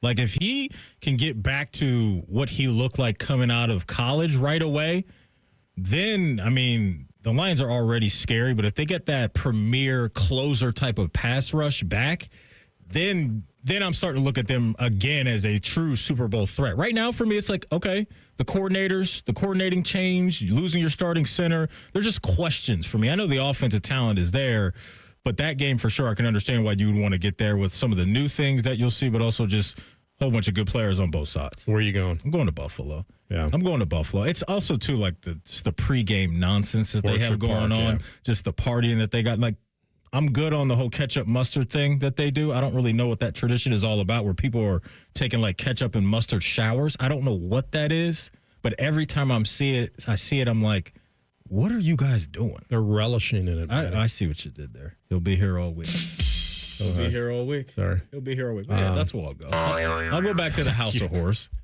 I'll give my boy Mark Andrews a pep talk. The House of what? House of Horrors. Horrors. You got Oh. Okay. Nice. Yeah, and the other thing is, if the long flight, you're not into a long flight either. No. So you're not, even if we got you first class to LA. I was going to say there, Seattle 49ers. It'd be a long way to go for Seattle you. Niners don't do much for me. Rather right go now. east, especially while the weather's good. Mm-hmm. I think we can handle not going to Browns Bengals. Worst game on the schedule is what? Carolina Jacksonville or Raiders Patriots? Cards Saints. That's the worst one for you. Yeah, I don't. That's. Yeah, Saints. I mean, I don't. That doesn't move the needle for me. I hear you. Saints. Maybe there's some interest in Marvin Harrison. If he's going to cook out of the gate, that would be the game where he would do it. But we got to get Chris Olave out of New you know Orleans. what would be sneaky that I just thought about? Yeah. Steelers Jets. There's a little drama there for sure. Go in there. Yeah. That'd be a good one to go to. Are you swapping quarterbacks? You ready to go? You ready to go over there? TLC, ready to see your boy? For that one, yeah. I mean, I'm going to be really feeling some type of way if Justin Fields beats us. Yeah, that wouldn't be good. I almost drafted. I got close to drafting Metcalf last night. He was taken before I had a chance, but I was very thin at receiver because I waited on a receiver, and I went kind of hero running back early, and then I took the quarterback. So I was really reaching for receiver, and I had grabbed Mike Evans, the old man who hopefully I can get 900,000 yards out of, hopefully, if Baker slings it around. Take it to the bank. But when Metcalf was coming back, I thought, all right, number one, physical guy. Aaron's going to need him. Yeah. But I'm almost, maybe it saved me from myself. I think in a fantasy world, like looking at a guy like DK to where there's not a lot of mouths that are really going to take anything off his plate, in my opinion. Like, it's volume for me in fantasy. That's what I look for. Like, you can have a guy on a bad team, but if he gets you the volume, 120 plus targets, whatever it is, that's all you can really ask for. So to me, there are a whole bunch of challengers. Like, I think Aaron Rodgers is really going to rely on DK Metcalf. And the way that they paid that man, they better start putting a lot on his plate. Paid him over $100 million. So it's time for him to go. And I think he's going to be productive for him. All right, we'll get into the number one dude, according to his peers, next. And also, the Bill Belichick backfire. And wait until you hear his first media deception tactic. That's next. Rothman and Ice in the Fan. The only workplace in America to participate in the doorknob fart game. And we also play office basketball and sometimes do radio. The Fan, Ohio sports destination. It's a different world today than it was 30 years ago when I started Care Heating and Cooling. This is Mike Weens, now the retired founder of Care Heating and Cooling with my sons, Dennis and Ryan. Dad, 30 years ago, you were the first to warn of companies using service technicians as salespeople, of abusing the trust that a service technician has. With the big conglomerates now buying companies all over Central Ohio, this has become the normal business model. It's all about greed. The conglomerates know they can make a lot more money by incentivizing their technicians to sell air conditioners instead of fixing them. They train their techs to take advantage of a customer when they are the most vulnerable. Dad, that is not how we were taught. In 2024, Care Heating and Cooling was awarded a BBB Torch Award for ethics and was named the Lennox Partner of the Year. You don't earn those awards by leaving cat toys behind. Call Care Heating and Cooling at 1-800-COOLING or schedule an appointment online at careheatingandcooling.com. When you need a company you can trust. Earn 2% cash back on purchases and pay 0% APR on balance transfers for 15 months with a new Kemba Financial Credit Union Visa. That's more rewards and less interest. Apply at Kemba.org. For purchases and balance transfers made in the first 90 days, restrictions apply. APR equals annual percentage rate. Variable and subject to change. Equal opportunity lender expires 10/31/25. Lanny went to college and racked up huge debt. A little bit over $100,000. For a degree he couldn't use, now what? I had a friend that went to my computer career. They even helped him get hired immediately after graduation. One of the things I love about IT is that you can work from anywhere you want. You could become an IT pro in just months, including cybersecurity and the basics of AI with zero experience at mycomputercareer.edu. My Computer Career, an elite CompTIA certification partner. It worked for me, and I know it can work for you. This is one student's experience. Individual results vary. Listen up, football fans. You won't want to miss this. Right now, new Bet365 customers bet $5 and get $200 in bonus bets, win or lose. So you could turn that $200 into something bigger when you bet on money lines, spreads, totals, or player props. $200 in bonus bets when new customers bet $5. I know where I'm going to bet from now on. Download the app and see why it's never ordinary at Bet365. A gambling problem? Call 1-800-GAMBLER. 21 plus only. Must be physically located in Ohio. T's and C's apply. In-app only. Buckeye fans, introducing Behind the O, the brand new app packed with original athlete and fan-driven Ohio State sports content. It's free to download in the App Store on iOS and Android, and every time you open it, you're helping generate NIL dollars for your favorite Buckeye athletes with zero cost to you. Get exclusive access to fresh behind-the-scenes videos, training routines, athlete lifestyles, and more from every Ohio State sport. Don't wait. Download Behind the O now and get closer to your Buckeyes than ever before. Behind the O, free for fans, NIL for athletes. Come into your local AAA Tire and Auto Service and save up to $30 on auto repair with the AAA Triple Play. And on the plus side, AAA members save more. Offer valid through September 30th. See store for details. Morning Juice is now live on YouTube. Join Bobby Carpenter and Jeff Thidoff weekday mornings from 6 to 8. Just search 971 The Fan to catch the live experience or watch on demand. The Fan. Hello, it's John Kozik, founder and president of TurboTrack Realty, and I buy real estate as is fast for cash. Give us a call today for an all-cash offer at 614-470-2000, 614-470-2000. I buy vacant properties, inherited homes, divorce situations, death in the family. I even buy my tenants won't pay me the rent houses. Give us a call today for an all-cash offer at 614-470-2000, 614-470-2000. Have you experienced foot or ankle pain during or after sports, running, or exercising at the gym? Nagging aches in your foot or ankle that won't go away? Podiatric physicians can provide you with important foot care solutions, shoe inserts, or show you how to support your feet and ankles so you're able to compete or exercise comfortably. Ohio Foot and Ankle Medical Association podiatric physicians are located throughout the state and have been serving the profession and the public for over 100 years. For more information or to find a member of the Ohio Foot and Ankle Medical Association near you, visit ohiofoot.org. Fan weather. From the Logan AC and Heat Services Weather Center. Do not forget the sunglasses at home. The sunshine is in full effect today with afternoon highs getting into the low 80s and light winds. Mostly clear skies overnight tonight with lows into the upper 50s. And then for Wednesday, we could see some isolated showers and storms in the afternoon, although most of us across central Ohio remain mainly dry with temperatures in the low 80s. For The Fan, I'm meteorologist Meredith Garfalo with the 10 Weather Impact Forecast. Bet365, the official online sports book of Rothman and Ice. Whatever the moment, it's never ordinary at Bet365. The Fan, Ohio's sports destination. Anthony once got Jack Nicklaus to quote the movie Caddyshack, so he's got that going for him. The last time I saw a mouth like that, I had a hook. Which is nice. You're listening to Rothman and Ice. Let's go while we're young. All right, a little minute for my friends out there who want a little energy, want to recapture their health, want to feel good going into the fall. You've got questions, they've got answers. Low T Center's the place. Synergenics and Low T, the original MVPs of TRT, testosterone replacement therapy. They've been changing the lives of men across the country for more than a decade, and this is the place to go to find out. And if you've been thinking about it, or if you've noticed that yeah, you're getting older, but you're more tired. You're not motivated to do anything. It's not just aging. It's physical and mental change to your body. Testosterone can actually help. And real patients tell them every day they get their energy back. They're doing a lot better at work. Their partners are happier. and they're just crushing it. And they've heard people say that they were depressed before and not being yourself, and Synergenics and Low T Center and their TRT changed all that for a lot of people, and they're much better for it. So this is all you have to do. Go to fixmylowt.com, fixmylowt.com, and get after it and set your appointment. Go in there. They even have a mobile app. It's a lot easier now to do everything, and you're going to get those results back in about 20 minutes. If you decide you want to do it and you want to be at home doing it yourself with the treatment, then let them know, and they'll educate you on everything you need to know to treat yourself at home with the new mobile app. So get after it. Synergenics Low T Center, long history of helping men and now women find the hormonal balance that brings balance back into their lives, and do it now.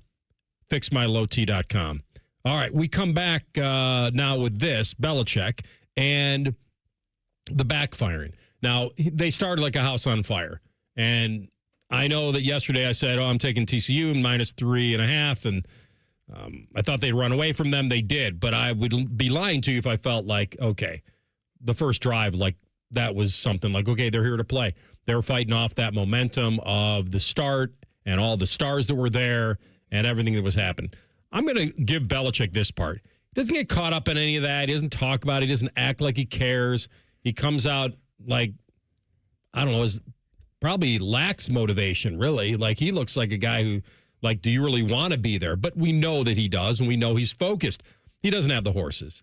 And I can't tell you whether this offseason did a lot of damage to him, whether he wasn't locked in. I watched some of his training camp stuff. It seemed like he was into it.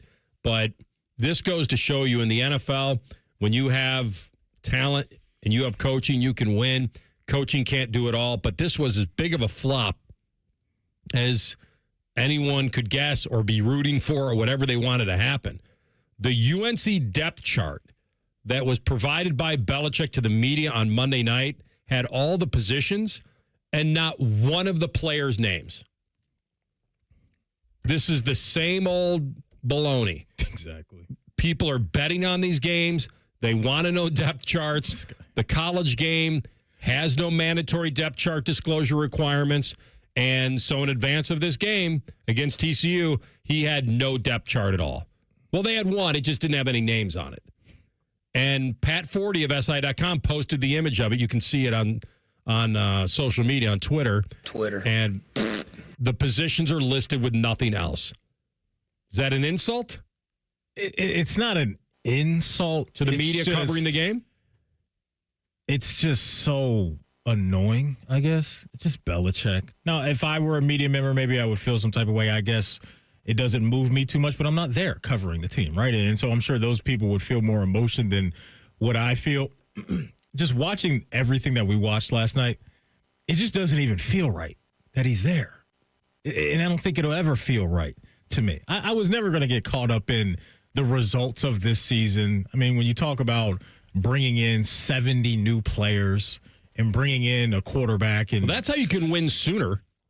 Like, if we didn't have a transfer portal, I think that's way too much turnover. I don't think you need that many. I think not that many. When you have that many, you're going to be up against it, in my opinion. I think I'm more of, let's sprinkle in guys to what we've already built. Like, that's, to me, but he hadn't built anything yet. The way that, I don't know, I'm just saying, like, in time, I think that's the better way. But when you're restarting with 70 new players, like, it's not going to look good in game number one, and it didn't. And so you're asking a quarterback in Gio Lopez, who came from, South Alabama, to make a level up against a TCU program that we've watched for a few years now, put out some good things on the field and make an appearance in the playoff and all of those things. Like, they felt disrespected in this game, and it showed itself that way. And they have been taking victory lap after victory lap after victory lap. Yeah, check the on social media. I got a couple of them right here for you. So there was a tweet from Deadspin on September 1st that said, "Babe, wake up. Bill Belichick coaches college football today. TCU football." Quote tweeted that and said, "Babe, go back to sleep." There was another one. "If Matt Patricia has Arch Manning in hell, what do you think Bill Belichick will do to that poor kid at TCU?" TCU follows up by saying, "I guess we'll never know." Yeah. North Carolina, on August 24th, they tweeted out, "Excited to showcase our program this fall on Hulu. More information to come. TCU football off the top rope. When does episode 1 come out? I get it. Yeah. Because it was all about North Carolina. No respect towards TCU coming in to this game. It was just about what Bill Belichick's going to do, how great he is, and all of that stuff. And Sonny Dice and company took it personal, and they went out there and beat the brakes off them. Well, listen, I think there's a fine line between being all about Belichick and then the realistic narrative that he is one of the greatest coaches, if not the greatest that's ever put on a headset, and he's going back to college. So there's going to be intrigue. And so the narrative around it was always going to be about him. Plus, they were at home, and you have the Michael Jordans and everyone. Yeah, but if we're in that TCU locker room, we feel differently. I think that's easy for us to say. Vegas made TCU a favorite. They were being disrespected. If I was, I'm not going to speak for you. If I was in that locker room, if I were a player, yeah, I'd go out there with a bigger chip on my shoulder for sure. Matty, I think every school, when they go up against a legendary coach, even through no fault of that coach or that school or that program, they want to beat him. I saw it when Ohio State would go to Indiana, when Bob Knight was coaching, when Paterno's on the sideline, when Bowden's on the sideline, when Coach Krzyzewski's on the court. Like, it's real. That's real, and through no fault of their own. But you want to be in a game where you beat a legendary coach. I think it matters. I don't think Bill did anything to hype himself for this. What he did was he went on an offseason of, wait a minute, if you're going back to school, Rodney Dangerfield, you better be dedicated. This isn't about selling a book or riding bikes in Nantucket. This is about finding a way. Yoga on the beach. This is about finding a way to make sure you hit the ground running. And with the transfer portal, you can. Like, if this was a non-transfer portal era, I would say it's unfair to him. It's unfair to put any expectation. He's just starting a program. He needs 3 years. Let's judge him in his second and third year on how he grows the program. You got to give him a chance to get his recruits, everybody he needs in there, support staff, all that. But in this era, time waits for no man. And he had to hit the ground running. You saw what they showed on ESPN after the game. He got up to a podium with balloons everywhere. Like, in the third quarter, isn't somebody at North Carolina saying, hey, we gotta take these down. Go in there and get the balloons down? Right, you would think. Like, we're not celebrating a win anymore. You want to have him run out with all the pomp and circumstance. I'm good with that. Yeah. But he looked really stupid standing there in front of a bunch of balloons. Yeah. A buffoon with balloons. And it was stupid. And I also actually felt some sympathy for him. He did say, give him the credit. They outplayed us. They outcoached us. He said all the right things. What he's going to have to come to grips with is he doesn't have enough talent right now to coach it up to pull off a big win. Now, maybe they'll bite somebody. Maybe this humility will get to the program and somebody will take them lightly and he'll get somebody. And by the way, the over-under on showing Jordan Hudson, I only saw her the one time, although I wasn't glued to the game. We had a fantasy draft going on when this thing kicked off. She was shown after the first touchdown, I think, or after a play. I want to say she was Randy up there. Moss was like doing the... Yeah, I want to say she was up there with your GOAT. Or was she up there with Randy Moss? Was she up there with Mike or Randy? She was next to Randy, I thought. Okay. Yeah. So, yeah, I mean, listen. And that... Very Randy. That's put a bigger target on their back, I'm sure. For a lot of people, is the Jordan Hudson stuff. I didn't get too consumed with that. But I think what last night showed, and maybe what's alarming now to Bill Belichick, is like this: the talent gaps in college can be so much wider than they are in the NFL, right? Because like in the NFL, we can look at a team like the Saints that we're saying are going to be bad, but we know like the gap isn't as wide between, let's say, the Saints and some of the elite teams as it is with North Carolina and some of the top dogs in college football. So he's got a lot of work to do. It'll be interesting to see if he's around in the years to come to really build this thing out. All right, we come back in 2 minutes with our friend Tyvis Powell. The great former Buckeye is repeat off and running. We'll ask him next. Rothman and Ice in the Fan. The great thing about Atlas Butler is they do it all. Heating, cooling, plumbing. Look, I'm busy with work. I don't have time to wait around or deal with lots of people. One company, one call, and they do it all. Wonder if they'll clean out my inbox. Seriously, offer that service. Please. Atlas Butler is at your service. Call 1-800-FURNACE. Hi, I'm Dr. John Runyon from Runyon Dental Group. Are you missing teeth or do you have uncomfortable dentures? Dental implants can not only transform your smile, they can restore your confidence and allow you to eat those foods you love that you've been missing. When I was in my early 30s, I was in a similar situation needing complex dental work and dental implants. I understand all the emotions that you're feeling because I've been the patient and I know that we can help you. Schedule a free consultation today at runyondentalgroup.com. That's runyondentalgroup.com. If you're 55 or older and into that whole saving money thing, T-Mobile has an exclusive phone and internet bundle just for you. Right now, get 2 unlimited phone lines plus 5G home internet for just $30 each per month with autopay, plus taxes and fees. And with 5G home internet, setup is easy with just one cord and no technician needed, which is great if you're also into that whole keeping it simple thing. Switch now and experience the best mobile network in the U.S. Visit your local store to start saving. T-Mobile, it's better over here. Based on analysis by Ookla Speed Test Intelligence data Q4 2024 to Q1 2025. Ookla trademarks used under license. Unlimited on our network. Customers on voice plan may notice speeds lower than other customers and further reduction if using more than 50 gigs a month due to data prioritization. Video streams and SD on this plan. Home internet pricing after $20 in monthly bill credit plus $5 per line without autopay. Debit or bank account required. See 5G device coverage and access details at tmobile.com. Rothman and Ice is sponsored by your local Pella Window and Door showroom on Gemini Parkway. The Fan, Ohio sports destination.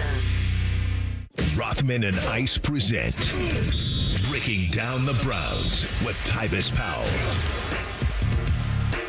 We get to break down the Brownies, but the Buckeyes played. So they're going to be the lead dog this week. And then, of course, we'll flip-flop to the Brownies with our guy, Tyvis Powell, the baller from Bedford. What up, T? TP. What's going on? How y'all doing? How's the show? Well, we'll let the listeners be the judge of that. We're trying to offer the best possible sports midday radio show within this price range. I always like to put that disclaimer. I feel like y'all are really doing well with that. I think, the ratings came out. I'm pretty sure you guys are number one. So I think y'all are doing well. We're trying, man. Just trying to be like you when we grow up. That's all. All right. So you tell us, take us in the film room, the pre-snap, post-snap defense that Ohio State threw at Arch Manning. What surprised you? What did you like? And what really did you feel was very effective at what Matt Patricia did on Saturday? So, the funny thing is we talk about the versatility. You hear that this guy is versatile. He could do this and that and many things, right? And we've been hearing that about multiple guys on this roster, but I've never really seen it get put to use. Last Saturday, I actually watched it happen. You talk about Caleb Downs and the fact that, they talk about he's just so smart. Oh, he's the smartest player ever. And he could play in the post, in the box, wherever. Well, they moved him around perfectly. And it was plays where I thought he was at safety, but he was playing linebacker. And it really confused the coverage of what they were doing over there. So I thought that Matt Patricia did a great job of disguising who Caleb Downs was. And then Arvell Reese was another guy. He worked with the pass rush at times. Then he was a linebacker. And it was just nice to see him rush and have the coffee break blitz or stunt. And then he was popping out when he was at DN. He was popping out in coverage. And it just caused a ton of confusion for Arch Manning and that offensive line. So I thought what Matt Patricia did was masterclass. Let's flip it over to offense because you talked about the versatility that Caleb Downs has with his ability to move around. T, I saw some of that with Max Clare too. And I know he had that drop early on, but the way that they were moving him around, I thought was pretty cool because you've been hearing a lot of the same things we're hearing about his route running ability, but to see him move to the outside and all of that, I thought was nice, and I think can open things up for the offense. Talk about from a defensive perspective, when you have a tight end that moves around within an offense, the challenges that can present. Yeah, they was lining him up sometimes like he was. I thought, who is this, Jimmy Graham? That's how they was trying to put him out there. No, what it does usually, tight ends is attached to the line of scrimmage, and it's an easy cover. It's only a handful of routes that you think that they can run, but with him, they were detaching him, having him out in space, and stuff like that. And you got to respect that guy. What it does is if you even put him as the number one guy on the outside, well, one, it tells you what the defense is in, if they play a man or zone, so you get that read. But the fact that you can't take him lightly, it's not take the play off. This is a guy that's very effective and that wins these routes, with creating the separation in his routes. Usually these tight ends like to push off or they just use their bodies to shield you off. But with him, he's running actual routes to create separation. So you really got to treat him as he's another wide receiver. And I don't know how many linebackers will be able to do that. And, unless the safety's name is Tyvis Powell, he really don't stand too much of a chance either. All right, put yourself in this uniform now. Or let me ask you this. What did you think? What did you define as success before this season? I'll tell you what I said on Friday. I said that success, where you could really sleep okay and feel really good about following up what they did last year, is that you beat Michigan and you end the streak. You flip the script on that, and that you win a game in the playoff. You get to the Final Four. When you're in the semifinals, I think you're playing pretty damn good opponents. Anything can happen. But I had them as kind of hey, if they make the Final Four this year in college football and beat Michigan, that would at least go under the umbrella of successful season to me. Where did you have it? I had it a little, actually, yeah, about right. But I more so wanted the Big Ten championship also in there.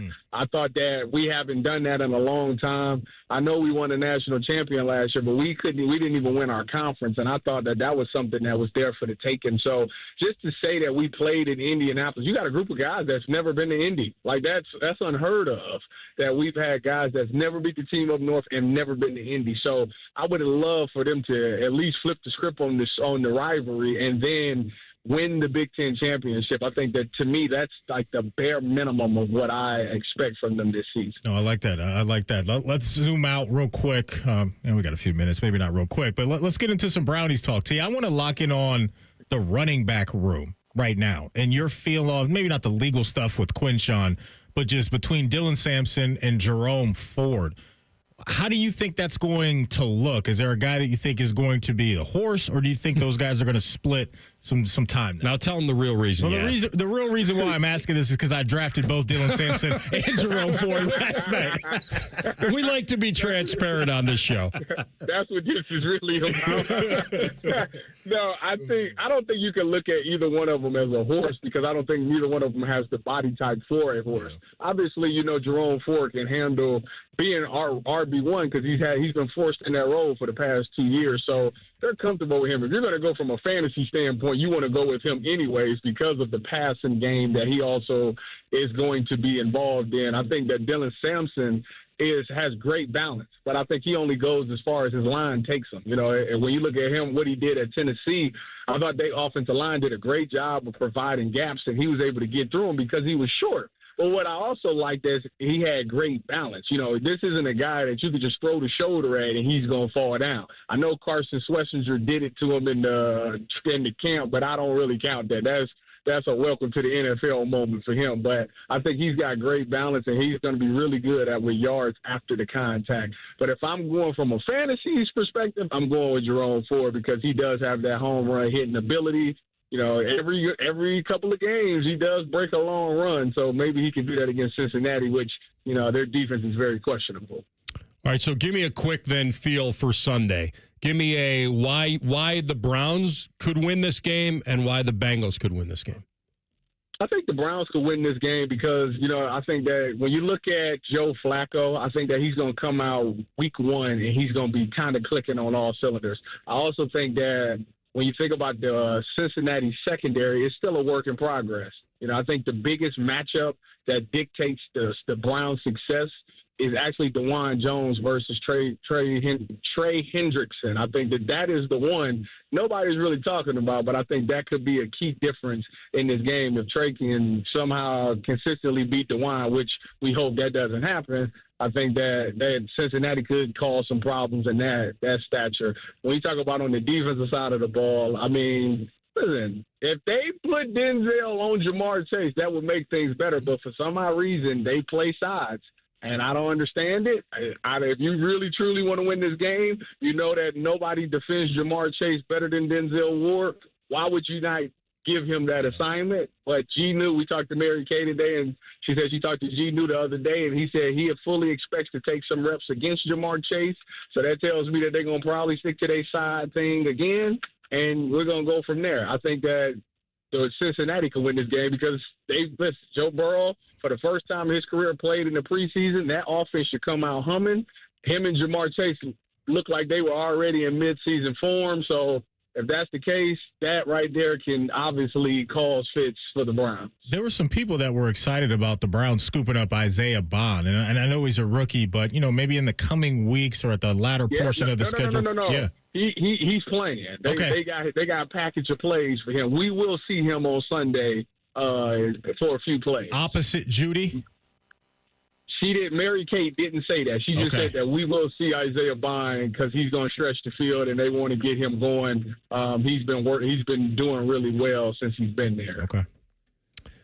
All right. So now the question becomes the narrative of if Ohio State goes to. By the way, did the new poll drop yet? The new AP poll? Yeah. I haven't seen it yet. What time is it supposed to drop? Noon? What do you got on that, TLC? We'll get our producer involved here. I think 2 o'clock. Okay. And I'm just going based off of like one YouTube commenter. I didn't look that up. Okay, so let's vault them to number 1 right now.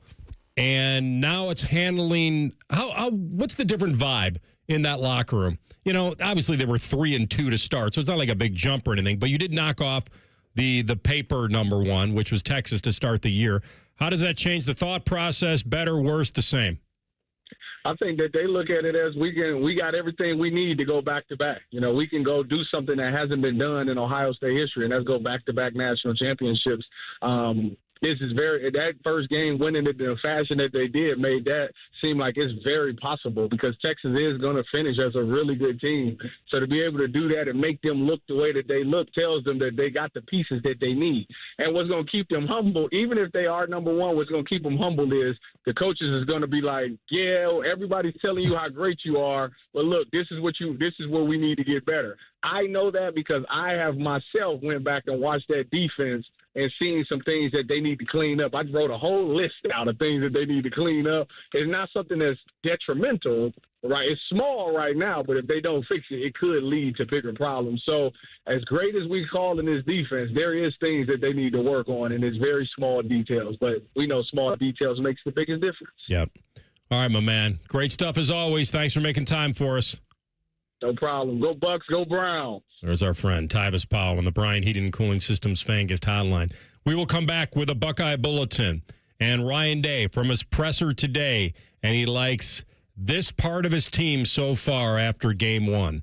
Rothman and Ice and the Fan. Whatever you're doing right now, just know that Bo Bishop is enjoying a sip of bourbon, even if this promo is playing in the morning. No judgment. Ah, sweet morning drinking. The Fan. Don't hard, you're kind of hero. Opening day of baseball's cool. The tournament's first weekend is amazing. Underrated sports day, the first Sunday of NFL football. So let's spend it together at the ESPN Bet Sportsbook at Hollywood Casino Columbus. Join On the Money and The Fan for a watch party for the Bengals-Browns game September 7th. Watch and place wagers on over 30 kiosks, contests, prizes, and oh look, little footballs. Must be 21 or older to enter. Gambling problem? Call 1-800-GAMBLER. What John Smiley, Chairman and CEO, wants you to know about First Bank of Central Ohio. Our competitive advantage is the number of years we've been in Central Ohio and the fact that we're able to make decisions here locally that make sense for the client. At the end of the day, it's the ability for us to say, okay, what can we do to make your banking easier for you? Experience what it's like to be first at fbcentralohio.com. Member FDIC, an equal housing lender. 1-877 Cards for Kids. KARS Cards for Kids. kids. Ready to get rid of that old car? Donate it to Cars for Kids. Call 1-877-CARS-FOR-KIDS to reach a friendly live agent. Donation's super easy, and your car can be picked up as soon as tomorrow. Call us now, 1-877-CARS-FOR-KIDS. 1-877-CARS-FOR-KIDS. Donate your car today. Did you know you can donate real estate too? The summer event is still on at Germain Honda of Dublin, and with football back, Rich is ready to dominate the competition. You can lease the sleek 2025 Honda Accord LX for as low as $249 a month or finance with 3.99% APR. Upgrade to adventure with the 25 Honda Pilot Sport all-wheel drive. Lease starting at $429 per month or 4.49% APR. Visit Germain Honda of Dublin on Sawmill Road, just south of 270. See dealer for full details. Call the folks at Buckeye, night or day. My toilet's clogged, backed up too. The sink is running slow. Water's backed up everywhere. Oh, please don't overflow. Clogged drain, no problem. It's 93 or free. I'll clear any drain. You don't pay with a 1-year guarantee. It's 93 or free.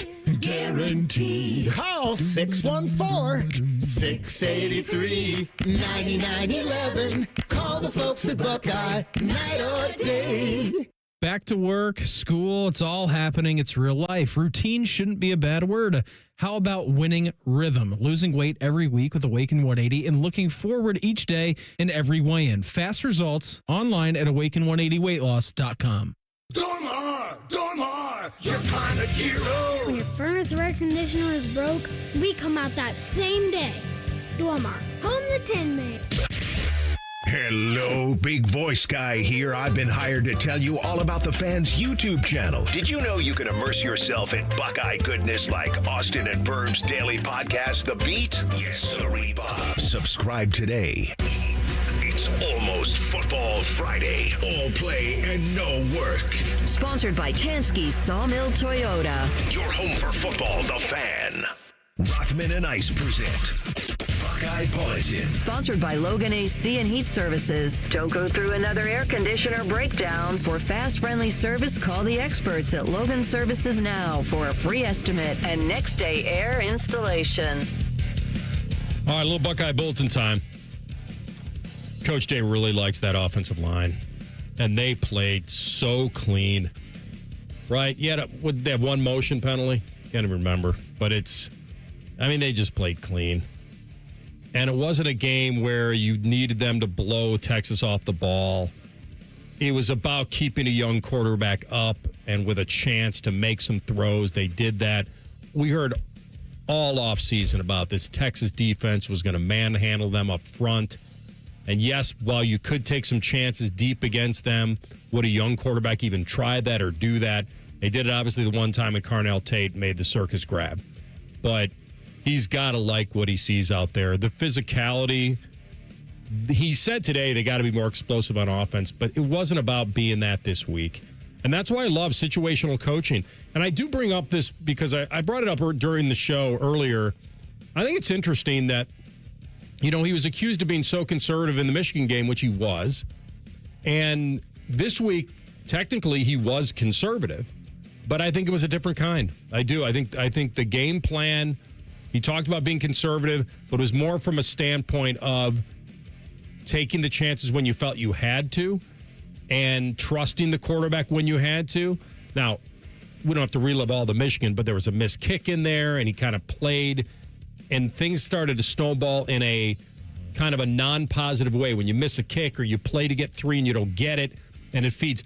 I never saw Ohio State lose any confidence in that game. There was never a time in that game where I felt like they were on their heels, except maybe the drive that obviously Texas scored once and got the ball back, but they just looked confident. Now, that confidence comes from a couple places. It comes from a goal line stand, which just creates an incredible amount of confidence. Mm-hmm. And it comes from a young quarterback, seeing him make some really good throws when he had to. And decision-making was imperative. And that's everything that Coach Day talked about before this game really came true for him. Win the game, situational coaching, try to be unpredictable when you can, be clean, no turnovers, no bad penalties, don't get caught in a stupid personal foul or some emotion getting away from you. Like, it was about as structured as a game as you could get, and then they had to grind it out with a defensive stop at the end, where I don't know if Texas missed a block or what, because CJ just walked in untouched to affect Manning, but they were really good. But I come back to that offensive line. He said that up front, while they were a little bit inconsistent, he thought the offensive line played very well. Man, that's such a big deal for me to hear that coming from Coach Day, because I just think that makes everything go on offense, is that when you have those guys up front doing their job consistently, they're going to get beat. It's just human nature, especially when you're going up against a program like Texas that has some real dudes, like a Colin Simmons and a lot of other guys that we talked about. But the fact that we're not coming in here talking about, that offensive line looks shaky, like guys are really getting home a bunch and there was a lot of static around Julian, like, man, that's a big box to check early on, because I think now that you know that that's settled for the most part, is now the offense, I think, can build off of that as a whole. And I think those explosive plays that Coach Day was talking about wanting more of can now come because your offensive line is going to hold up.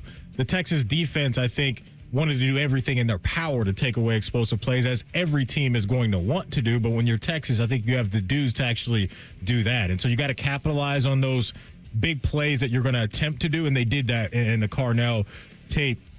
Great grab in the end zone there. But yeah, your offensive line, especially for a young quarterback, is a huge thing to have. And the fact that Coach Day feels good about that after going up against one of the premier programs should make Buckeye Nation feel really good, because I think what we'll see in the coming weeks is that offensive line get better, but the offense as a whole get better too, because then when Julian gets a full grasp of everything, then the big-time chunk plays, I think, will follow. All right, so you and I are going to like to – I said to Adam King earlier from 10 TV, well, did you grade out a champion in your question today? He asked him an interesting question about, do you have actually his question? Did he ask, and can we hear it well? I don't have that question. Okay. He asked him about, like, coaching unselfishly, like Hartline had to be unselfish. I don't know exactly what it means, other than, some coaches like to take chances and they like to get their guys fed, especially and all that. Former wide receiver. That's right. And so it's discipline, really, I think, is the word they're using. But here's Ryan Day on his quarterback grading out as a champ. Yeah, he did. He graded out over 80%. His adjusted completion percentage with a few drops was pretty good. So we felt like he took care of the ball, made some good throws. I'd like to think that if we had made a few plays for him earlier on in the game, maybe it would have gone a different direction. But I don't think he ever flinched. So good start. A lot of football to go, though. No doubt. Let's not overpraise him. Let's not do a College Football Hall of Fame kind of discussion here. Let's just keep it where it is. Like a Paul Feinbaum saying that Arch Manning's the best quarterback he's seen since Tim Tebow. You want to go down that route with Julian? That's obviously not the smartest thing to do, but like just seeing some of the things that we saw was very encouraging. Very encouraging. And you and I have been big on some of those third and fourth downs that they put on his shoulders, and he looked composed. Like, he didn't look rattled in the game on Saturday. And so you could see the arm talent. Like, you really could. And I liked some of his mobility within the pocket. And so his game is only going to get better and better week in and week out. We'll see, hey, what type of mobility does he have to get away from pressure and those type of things. So a lot to learn for Julian Sam, for us on the outside looking in. But yeah, you start that way with the way that he did it, and having to make critical throws and critical decisions in tough moments in your first collegiate game. Yep. That's good stuff, man. It's good stuff. Yeah, he was pretty calm. 3rd and 3 on his own 8. He goes back to the tight end who dropped the 4th down pass. Like, beat him again. This was against Texas. This wasn't against a team where if that is incomplete, it's not that it won't cost you. Like Grambling? You're not going to lose the game. The chances you're going to take against Grambling are remarkable. The chances you would take against Texas are different, and they talked about playing a clean game. So that 3rd and 3 on his own 8, and he was very calm and found Claire in between 3 Texas defenders in that zone. And then, the one that I really liked when he was in the shadow of his own end zone and he needed Tate to come back and get that first down. Like, that's a 3rd and 3, run the football. Maybe you get it, maybe you don't. Punt it away, keep the lead, and they didn't do that. So give the coaches a lot of credit for walking the tightrope of knowing the kind of game they were in, yet coaching it, not to lose. I love today as well that Coach Day gave Will Kaepernick some love because, brought up yesterday, that touchdown to Carnell Tate, that may not happen if Will Kaepernick doesn't do what he did against Colin Simmons. It wasn't the sexiest block that he had on Colin Simmons before a tight end. That's all you got to do. Get in the dude's way, give your quarterback that extra half second to get to his playmakers. And Coach talked about the versatility within that tight end room today and that they feel like they have guys that can do multiple things. And so we know what the wide receivers are going to do. But now if we're talking about this tight end room, having guys that can protect and be an extra offensive lineman, or you have guys that can go out wide the way that Max Clare did, then you're talking about stressing defenses out everywhere on the field. And so if the run game comes along and they start punching people in the mouth that way with the pass catchers that they have, then we're going to be looking at, to me, one of the top offenses in the sport. All right, that's today's Buckeye Bulletin. We're going to come back top of the hour with a little Chet Roulette on a Rando Tuesday. Rothman and Ice and the Fan. We're your radio home for the Buckeyes, Browns, and all the NFL games you can handle. We may have a bit of a football problem. Oh, yeah? The Fan, Ohio sports destination. Men, the summer is here. Longer days, warmer nights, and romance in the air. Intimate dinners, walks on the beach, dancing in the moonlight. But if you have erectile dysfunction, you know it can ruin romance, both for you and the one you love. This is Jeff for Tri-State Men's Health. And if you have ED, don't let another summer go by without getting treated. Because intimacy is one of the greatest things in life. And fear of not being able to perform should not be something you have to deal with. At Tri-State Men's Health, we're ED experts. We've successfully treated tens of thousands of men. Our protocols work when others don't, and we have treatments that are effective in well over 90% of cases. You could even last up to an hour or more and perform like you haven't in years. So call us. Your initial appointment is only $99 and includes blood work, a medical consult, and if medically advised, a test dose. And if that test dose doesn't work in the office, your visit is free. Call 800-900-9654 or go to tristatemenshealth.com. Get ECO. ECO. Hey, Aaron, you know how we say ECO plumbers, electricians, and HVAC technicians? Yeah? So, that makes for a lousy acronym. PHVAC. Doesn't work. Okay, but? So what if we change it to plumbing, heating, AC, and electrical? PHACE. Face. With a PH. Get ECO. ECO. No one is going to remember face with a PH. Call ECO today and ask for a face man with a PH. No one is going to ask for a face man with a PH. Sure they will. Get ECO. ECO. Besides, we spent thousands of dollars saying plumbers, electricians, and HVAC technicians. You can't just change it to face man with a PH. It could be big, Aaron.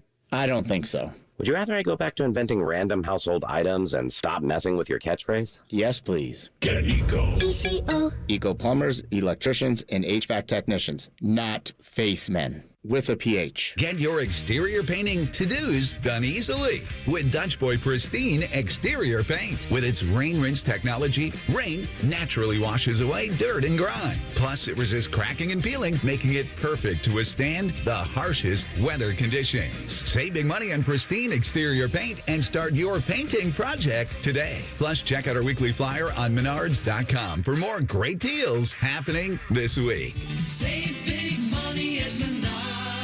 Hey, what's up? It's T-Bone. My good friends over at Sleep Better Columbus want you to know that if you're 65 or older, enjoying those golden years, but maybe you're dealing with restless nights, you need to listen up. Are you tossing and turning, struggling with sleep apnea, and that leaves you wiped out during the day? Well, it's time to reclaim your rest with Dr. Mark Levy at Sleep Better Columbus. As a leading provider in non-surgical sleep apnea treatments, Dr. Levy helps you breathe easier and sleep deeper with custom oral appliances, a comfortable alternative to CPAP.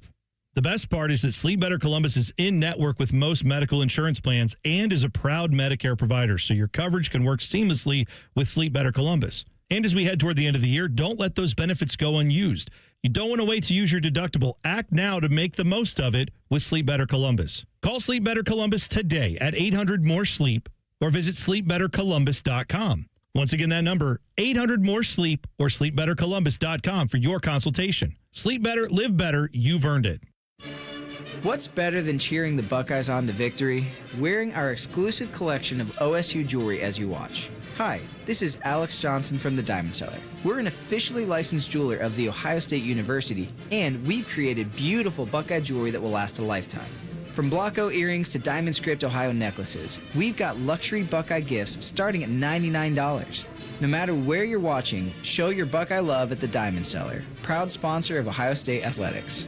Hey, Columbus, it's T-Bone for Window Nation. Now is the best time of year to buy new windows. Whether you have old, drafty windows or maybe just the cheap builder's grade ones your house came with, September is the perfect month to protect your home against another cold, snowy winter.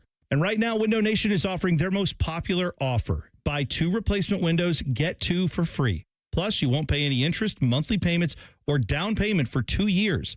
You heard that right. Window Nation gives you the option to pay nothing until 2027. Are you a Buckeye fan? Well, when you replace all the windows in your home, Window Nation will also give you 2 free tickets to an upcoming Ohio State football game.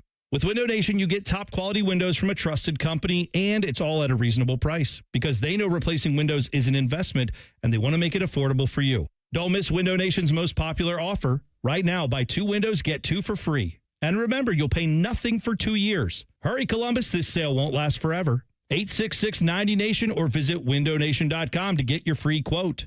Broadcasting from the Lindsay Honda Studios. Honda makes the cars. Lindsay makes the difference. Visit lindsayhonda.com. WBNS-FM, HD1 Columbus.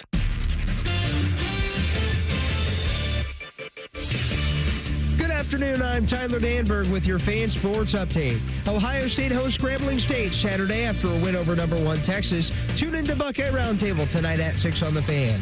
AP Top 25 poll expected to release at 2 after 4 top 10 teams fell in Week 1. From the NFL, Rams quarterback Matthew Stafford is expected to start Week 1 versus the Texans. Stafford missed a month due to injury before returning to training camp August 18. The Giants listed first-rounder Jackson Dart as their backup quarterback to Russell Wilson on their unofficial depth chart today, ahead of Jameis Winston.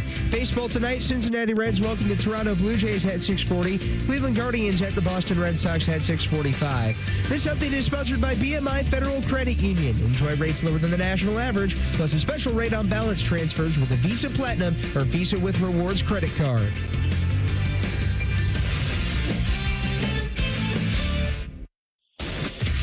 Most shows just skim the surface, but Rothman and I feel like the biggest story of the day deserves a closer look. It's time for a deeper dive. Sponsored by Low T Center. Low T Center, reinventing men's health care. All right, final hour of the program here on Rothman and Ice. Happy you're with us. We will have Austin Ward doing our day tripping at 2:15-ish today. Is that right? That is correct. 2:18? Yeah, right around like to be there. precise. We'll get A-Dub on. All right. Get him on a little early because he's got stuff to do today, and we don't want to miss him. But I do want to tell you that we will have Ian Fitzsimmons on, I believe, next Monday. So he didn't win the lottery? Well, I lied. Does Powerball go again tomorrow night, or is it like a... Oh, I don't know. All right, so nobody won the $1.1 billion. So as they say in the biz, that's going to swell up to $1.3 billion, I believe, for Wednesday. Yeah. So there is no winner. That's the 5th largest prize in history. I would cry if I won that. I feel like happy tears. You know what I was thinking? I was thinking the other night. I drove and I think I spent about $20 last night. Never checked them. I don't need to check them. I mean, I'll check them eventually to see if I have a few numbers, but, you know, the beauty of buying a lottery ticket is not that you're going to win, because you're not.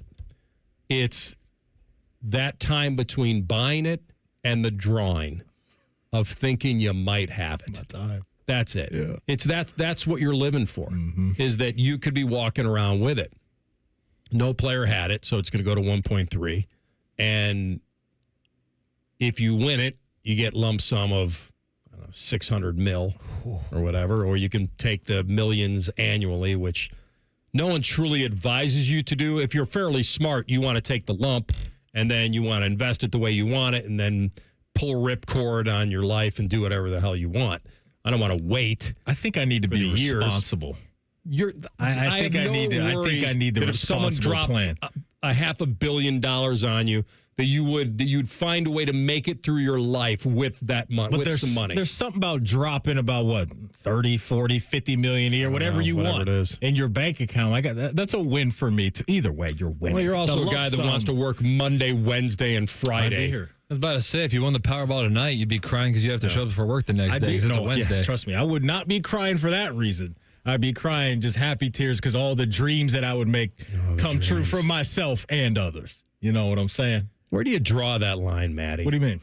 Like, where do you draw the line on the hanger-oners? Like, who you got to take care of? Like, I always think that's a weird vibe because no matter what's going to happen, he could have given us more. Like, he only gave us each $50,000. If anybody's saying that, you take the money back. Well, that's what I'm saying. You take the money back. But I'm just saying, where do you draw the line? It's like having a wedding, and you got to draw the line. Well, you can't have this many people. Like, someone's going to be on the out, and it's going to be weird and awkward. For me, I feel you just bail out. It's no doubt the rents. Like parents, of course, just here, you write down everything that you want, and you have that.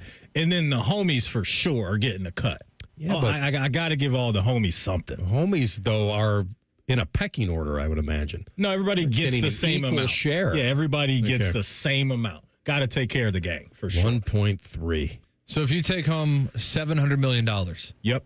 If you won the Powerball, let's just say that's what it is. Well, there were two $2 million winners last night, and there were 10 $1 million. Oh, were they like one number off or something? However it works out, they probably had the Powerball and 4 numbers or whatever they got. They didn't get it all, but they got $2 million and 10 got $1 million. Good if you can get it. Wow, good for them. So you get $700 million. Yep. How much do Rothman and I get? You guys would probably get the same amount. I got to be honest. Here, TLC. He should get more than That's what I was going to say. No, see, that's where it gets awkward. No, well, he doesn't have to announce to everybody. He understands. Like, I only know how much I get, and you only know how much you get. We don't know how much each other get, so he doesn't owe it to us to give us the same amount. Let me put it this way. Let me bring this example. Right. I would never expect, if you won the Lotto AR, for you to cut the same check for me that you would for Clay Hall. No, and I would understand that. I would just because you've known someone longer doesn't necessarily mean that they mean more to you. No, but there's levels to it. There's friendships that are longer and more genuine and all of those things. And Clay Hall, genuine. They're less surfacey. I'm not on the level of Clay Hall. That's not Shout right. out to Clay Hall, by the way. You're not my friend. You're my professional colleague. No, I'm just saying I would get it if you made that decision. That's all. You know what I would do? I would go to the people that you feel like, okay, I want to help you out. And I would look to them and say, how much do you think you deserve? Ooh, I like that. And just to see what they say. I probably, like, if one of the homies asked me that's a psychological game because because they could say, wait a minute, if I say too much, I might get nothing. Be a weird, like superficial thing. That's true. But if I go low, maybe he'll give me more than he originally wanted to. What Kevin Hart tell us in 40-year-old version? Aim high, Willis. Aim high. Yeah. I'm aiming high because I'd be thinking, like, especially you can't retrace your steps. You're right. With the homies, I'd be adding up all the times they came over to my house, my apartment, ate all my snacks. Wow, you're really keeping all the gas. Boy, he's got a grease board. Yeah, time out. Wait, eating all your snacks. Are you running up a bill for how much they owe you? No, that's fair. I'm just saying. I'd be thinking about all those things. You win the lottery and you're charging them $3,000. Here's the way out of it. I think the best way out of it. You say to all the people in your life that you love a lot that are fringy, that are on the fringe. Okay. Good friends, middle friends, acquaintances. Acquaintances get nothing. People that are getting into the circle of trust. You can't get in as an acquaintance. Okay, so just the circle of trust people, not family. You're going to take care of them differently. That's done. But I would say the best thing to do would be that you're going to throw the biggest shindig ever, and it's going to be almost a destination party. And you would have it somewhere that's Michael great. Rubin now. The 4th of July. Very much. But this is the way out of it. I get there. This is the way out of it. By the way. You do it, have an amazing party. Mm-hmm. They're invited. They pay for nothing. This isn't Boomer Esiason and you get a discount on the hotel. We take care of all of it. And then you fly them in. Okay. From anywhere in the country, people in your circle of trust. And you have one of the greatest weeks or 3 days or however you want. Mm-hmm. And that's the gift. stock up. They're not getting cold, hard cash. Or maybe there is a parting gift of, I don't know, 20 grand or whatever you want to think is okay in the circle of trust. Yeah. And that way they all feel loved, taken care of. You also have a life memory of this weekend. Okay. And it's very much like what you're talking about. That's what I think would be best to do. I like Instead that. of just saying, hey, I know you, here's 50 grand. Thanks like for that. playing. That's not. I would like to give my friends, though, life-changing money if I could. I would All like of them? I would like to live with that. Would make me feel really, really good to know Are they that responsible, Matty? all of my friends would get life-changing money from me. What and is then life-changing money? I'd still throw them a party. What is life-changing money? $5 million? I was gonna say about 750 grand. You're not going to round up to a cool mill? 750 grand is not life. Well, it's life-changing money. You're right. It is. It's life-changing money, but depending on how old they are, I don't think they can just parachute out of their job and say, I'm done. But I think that gives you a real it gives you safety something- net in well, life. it gives you something to work with. 100, absolutely. To invest. Yeah. Because if they bail out of their jobs and have to pay their own health insurance That's and all them. that for the rest of their life, They I'm gotta just figure saying that out. 750 grand, I don't know, it's life-changing money to a lot of people, to hear me correctly, but it's not, I get to quit. No, I'm and not just, trying to retire my friends. I thought you meant no, that. I'm Okay. retiring my parents. But my friends, 750 grand, if you goof that up, then that's on you. You can buy Let them me a ask you dream this. home with $750. Do you have friends that if you gave each one of them $750K, that you would have a betting order on who blows it first? Oh, man. That's how you make the $750K back. You win it gambling on who blew My it. point is, would most of them get to the finish line with investing it and making it work for them and then living a great life? Or did they just get the next great 5 years and that's it? I don't think anybody falls into that category. Okay. All my friends right now are we've married with kids, so I think the responsibility is now higher. Like if we were all single right now, the way we were years ago, then I'll be a little worried what these dudes would be out in the streets doing. But now they take care of that money, invest it well. Ryan Day, don't be out in the streets. I did hear that. Yeah, he dropped I did hear that. handle your business. Don't be out. What he said, not wandering the streets, just. But he said something to press today about being out in the streets. Huh. Like, don't be out. Which I get, because now these guys with the money that they're making have the ability to do so much more. Like, you want to get away for a day and go here, you can. All right. Like, it's not even just brothers on High Street anymore. You win the money. Yep. $700 million. Where are we in that equation? You guys are at a minimum $100,000 a piece. I love it. Okay, and that's we're, perfect. And we're probably. I'm telling you, I'm dead serious with about this. We did kind of put in our order. You know, we ran the note card up to the podium and drafted you. You guys would probably be give or take 500,000. Like I'm dead serious. That would be if I won a $700 million lottery. I mean after taxes. After tax. Yeah. 700 take home. So my bank account shows $700 million. I am giving away a minimum of $200 million of that. Yeah, you're a good man. I'm Pat McAfee in this thing. Yeah. And you know what? I'm going to take an entire week. I'm just going to be in like this interrogation room just by myself, pen and paper, writing down everybody I know and what I think their worth is. I hope they don't talk to each other. This is like a salary cap. This is NIL. Yeah. It's like a salary What's cap your draft. piece of the pie? Hey, let me ask you this. Who gets the most money at Little Turtle? Is it Mad Max? If you win the lottery? I haven't thought about that. Of all the characters and the wonderful people What's at Little Whiskey Turtle? Paul getting? Yeah. Oh, yeah. Come on now. A lifetime supply of spotted cow. Maybe I buy the Elegant Farmer and I start churning out those pies. It's too much work. Yeah, what you want I could have somebody running it for me, making the pies. Okay. That's my pie. You could buy the Pro Football Hall of Fame. No, I know what I would do, so it doesn't matter. Maddie knows. It matters. Quit the job. Mm-hmm. Yeah. And I'd go try to create a reality or like YouTube something where I would just travel the country to animal shelters. Oh, rehabbing. It's perfect for you. Yeah. Just perfect for you. Yeah. And make it a show like a what do they do for the home renovation stuff? Yeah. go to all like the greatest shelters and try to crush it. Yeah, you crush it. I think that's what I would do. It would be the coolest thing ever, the most fulfilling thing ever. Play all the golf courses you wanted after that. I know you've played a lot of the elites already, but Well, for $700 million, and I don't think this because Augusta says you can't buy your way in. They would still say, I mean, every place has its price, but I don't think that place does. Honest question. Have you ever tried to get in contact with the Animal Planet to put together some sort of TV show like that? I'm dead serious. With your skill set, between the TV and radio, I was close. But then this happened, and it just kind of got pushed aside. You said, no, I want to work with this kid, Matty Ice, in a few years. I want to spit some hot takes about the AP poll. Yeah. All right, we got to. Wait, you were close to working for Animal Planet specifically? Not specifically, but there was a show that was being created, but I didn't quite have this out of the bloodstream. You're being coy, and we now have a tell the truth question coming up later in the show. But I will tell you that I want to know everything. The good news is the dream is still alive. Okay. Nobody won. Still got a shot.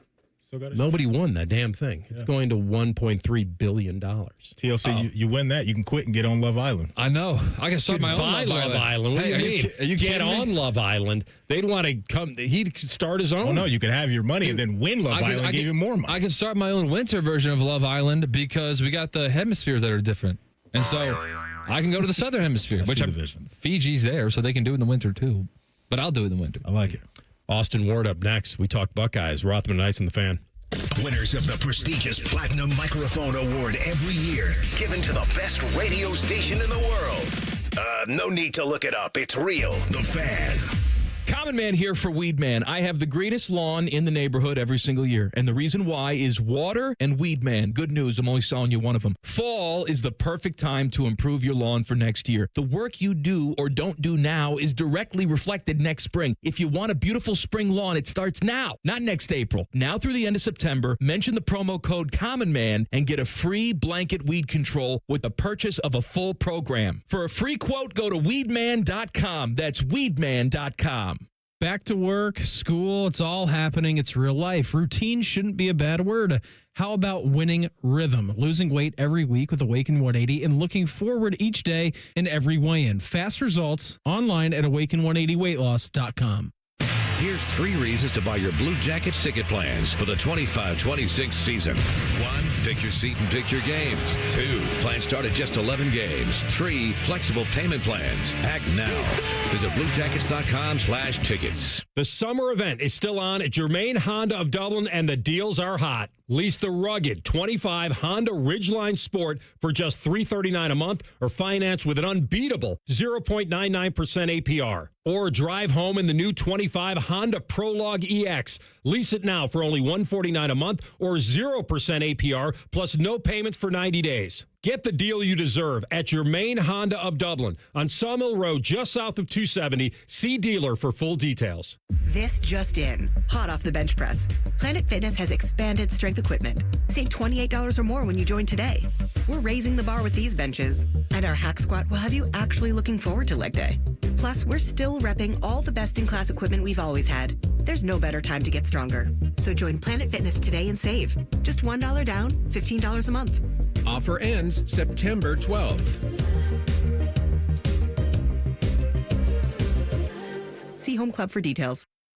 The Fan 2 is on the air. Catch the Bob and Tom Show in the morning and Jim Rome in the afternoon. And Buckeye stuff and Reds 2 in the NFL. It's lots of stuff. You get the picture. It's the Fan 2 live on 1460 AM, the Fan app, and the Fan's HD2. The Ohio Lottery's new $5 scratch-off Win Big has a top prize of $100,000. And with the Ohio Lottery app, all non-winning tickets can be entered into a My Lotto Rewards second chance promotion to win Cleveland or Cincinnati football tickets, or even a trip to football's biggest game. And that's more exhilarating than a cooler of sports drink dumped on you. So exhilarating. Win big from the Ohio Lottery. A celebration waiting to happen. Lottery players are subject to Ohio laws and commission regulations. Play responsibly.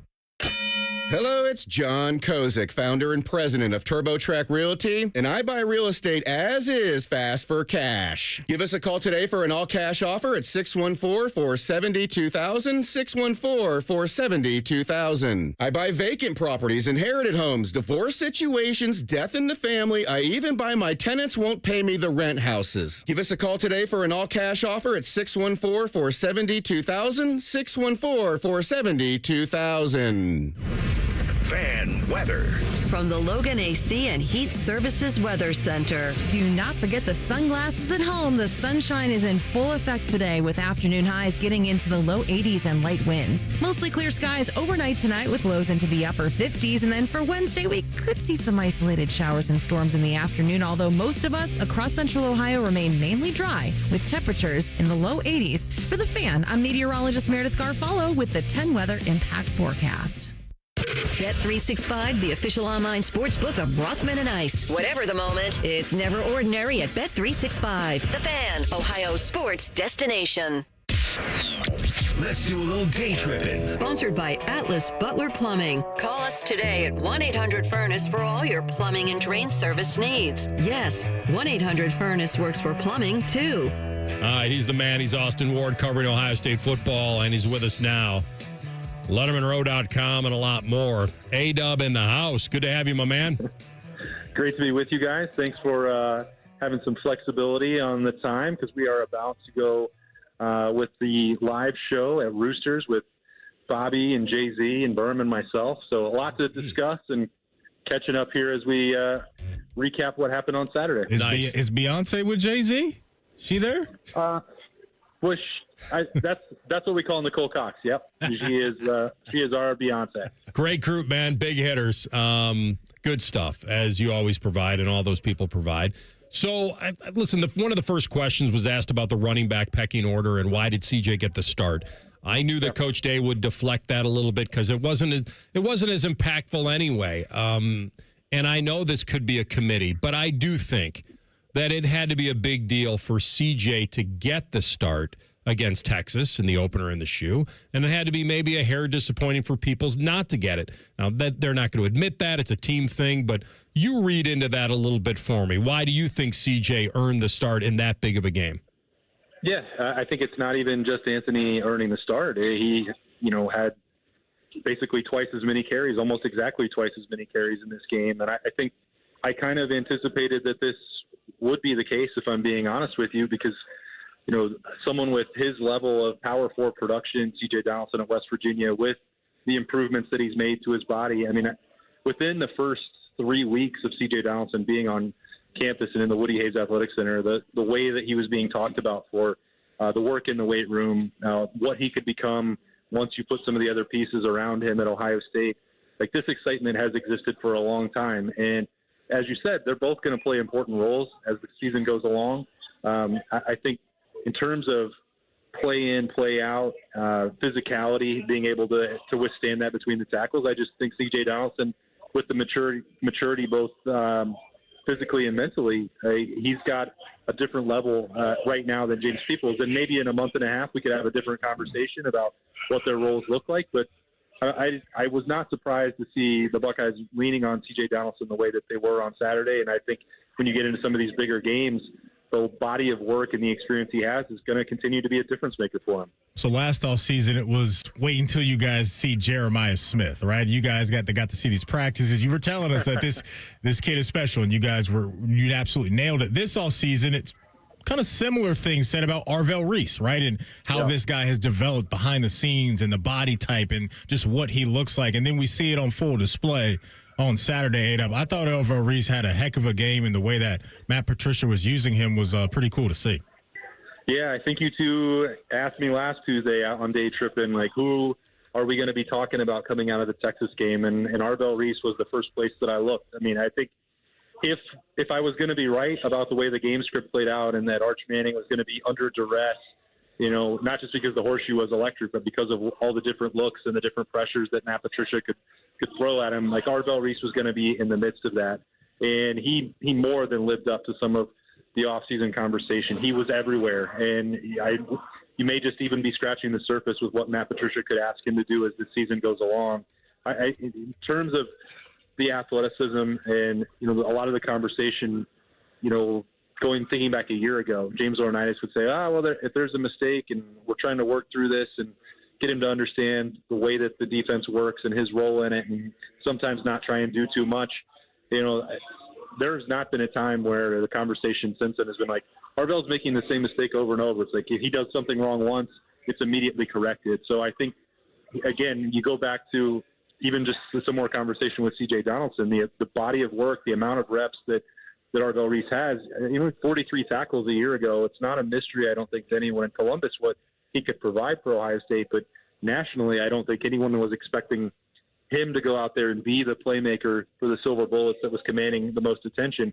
I think Caleb Downs, Sonny Styles, everybody already knew those guys, and they knew they were going to be important for what this defense was going to look like. But Arvell Reese is really the one, I think, that opens up a lot more options and a lot more versatility, and in some ways a lot more aggression for what this Ohio State defense can do.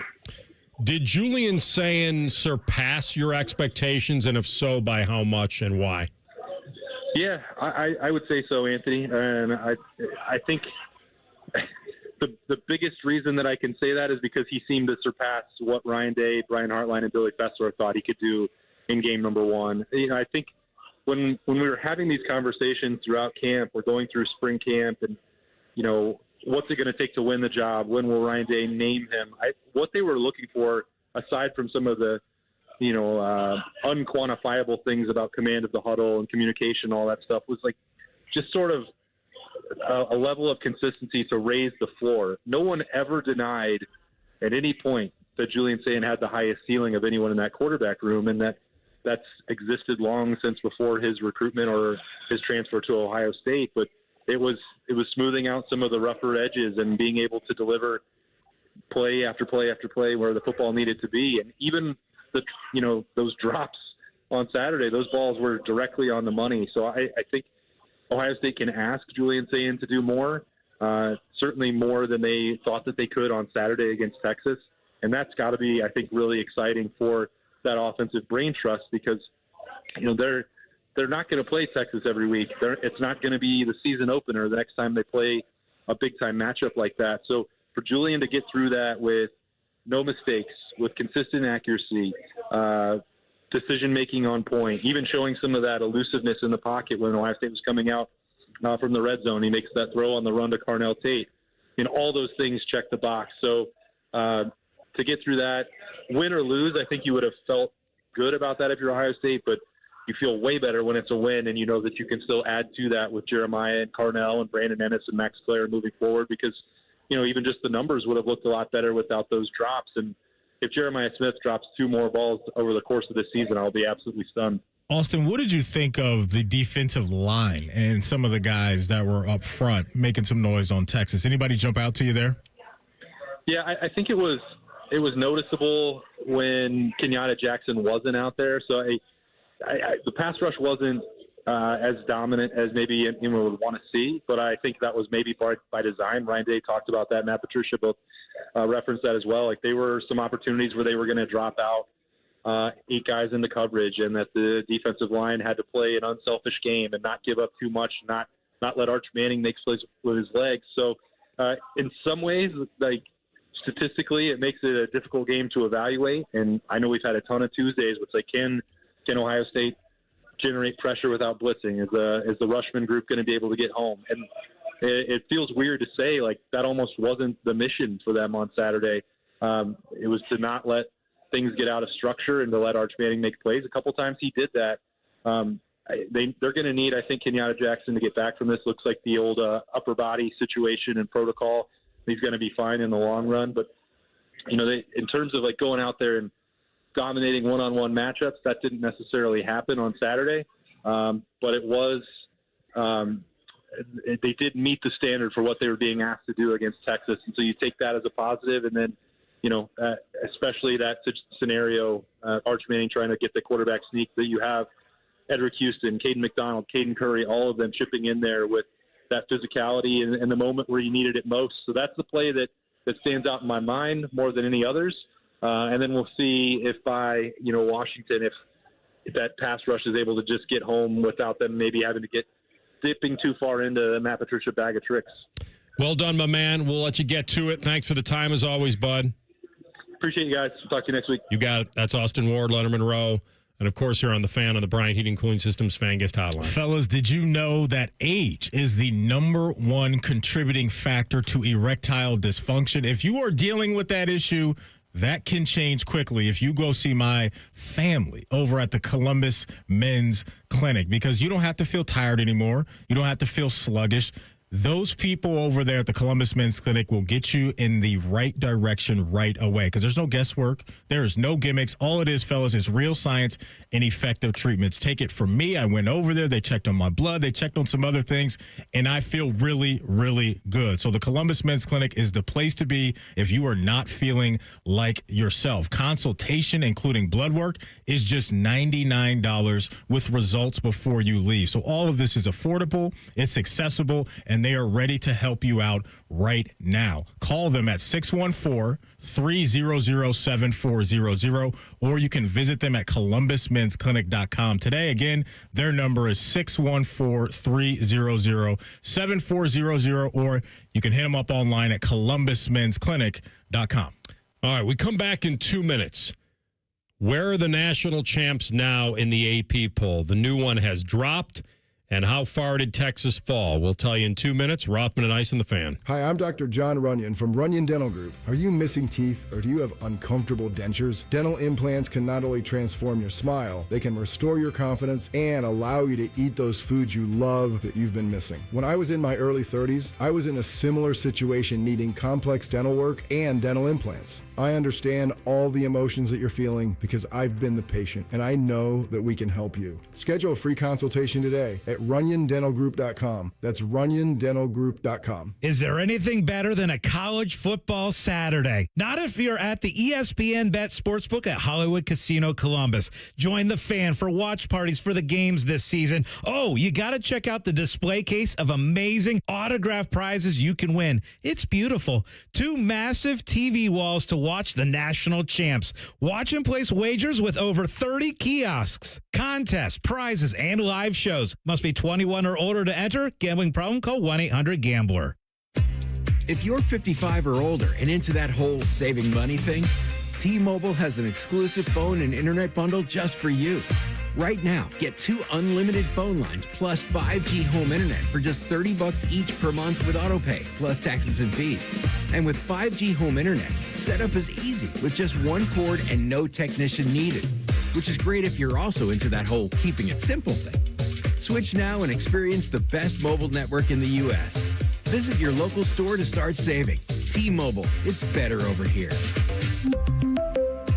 Based on analysis by Ookla Speed Test Intelligence data Q4 2024 to Q1 2025. Ookla trademarks used under license. Unlimited on our network. Customers on voice plan may notice speeds lower than other customers, and further reduction if using more than 50 gigs a month due to data prioritization. Video streams and SD on this plan. Home internet pricing after $20 in monthly bill credit plus $5 per line without autopay. Debit or bank account required. See 5G device coverage and access details at T-Mobile.com.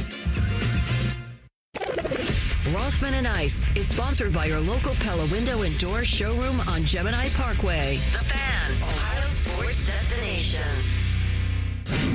Rothman and Ice present Free Snap Leads. Sponsored by Newman Roofing. Call Newman Roofing today at 614-NEW-ROOF. That's 614-NEW-ROOF. Or visit online at newmanroofing.com. All right, a little Bet365 time. Listen up closely, football fans, because you don't want to miss this. Right now, new Bet365 customers, when you bet $5, you're going to get $200 in bonus bets, win or lose. So do not miss out on that. Download the Bet365 app today. Check out the website as well. What do you got your eye on today, big dog?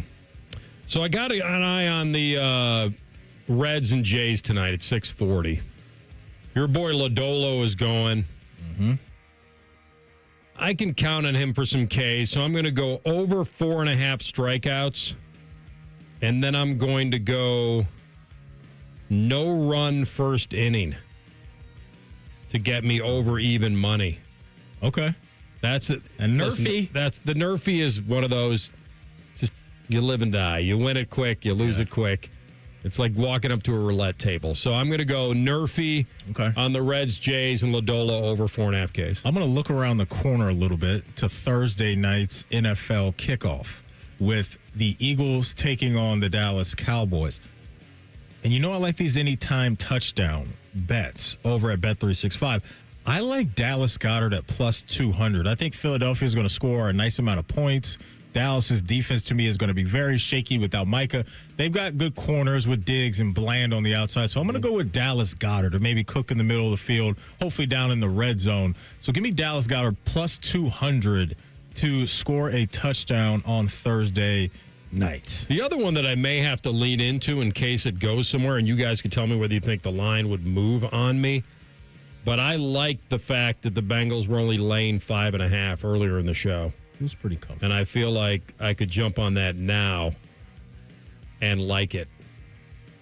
So add that to the equation. Man, I'm in. Again, folks, if you're a new customer at Bet365, all you have to do is bet $5 and you will get $200 in bonus bets, whether your bet wins or loses. So download the app today and check out their great website. If you have a gambling problem, call 1-800-GAMBLER. 21 plus only. Must be physically located in Ohio. Terms and conditions apply in the app only.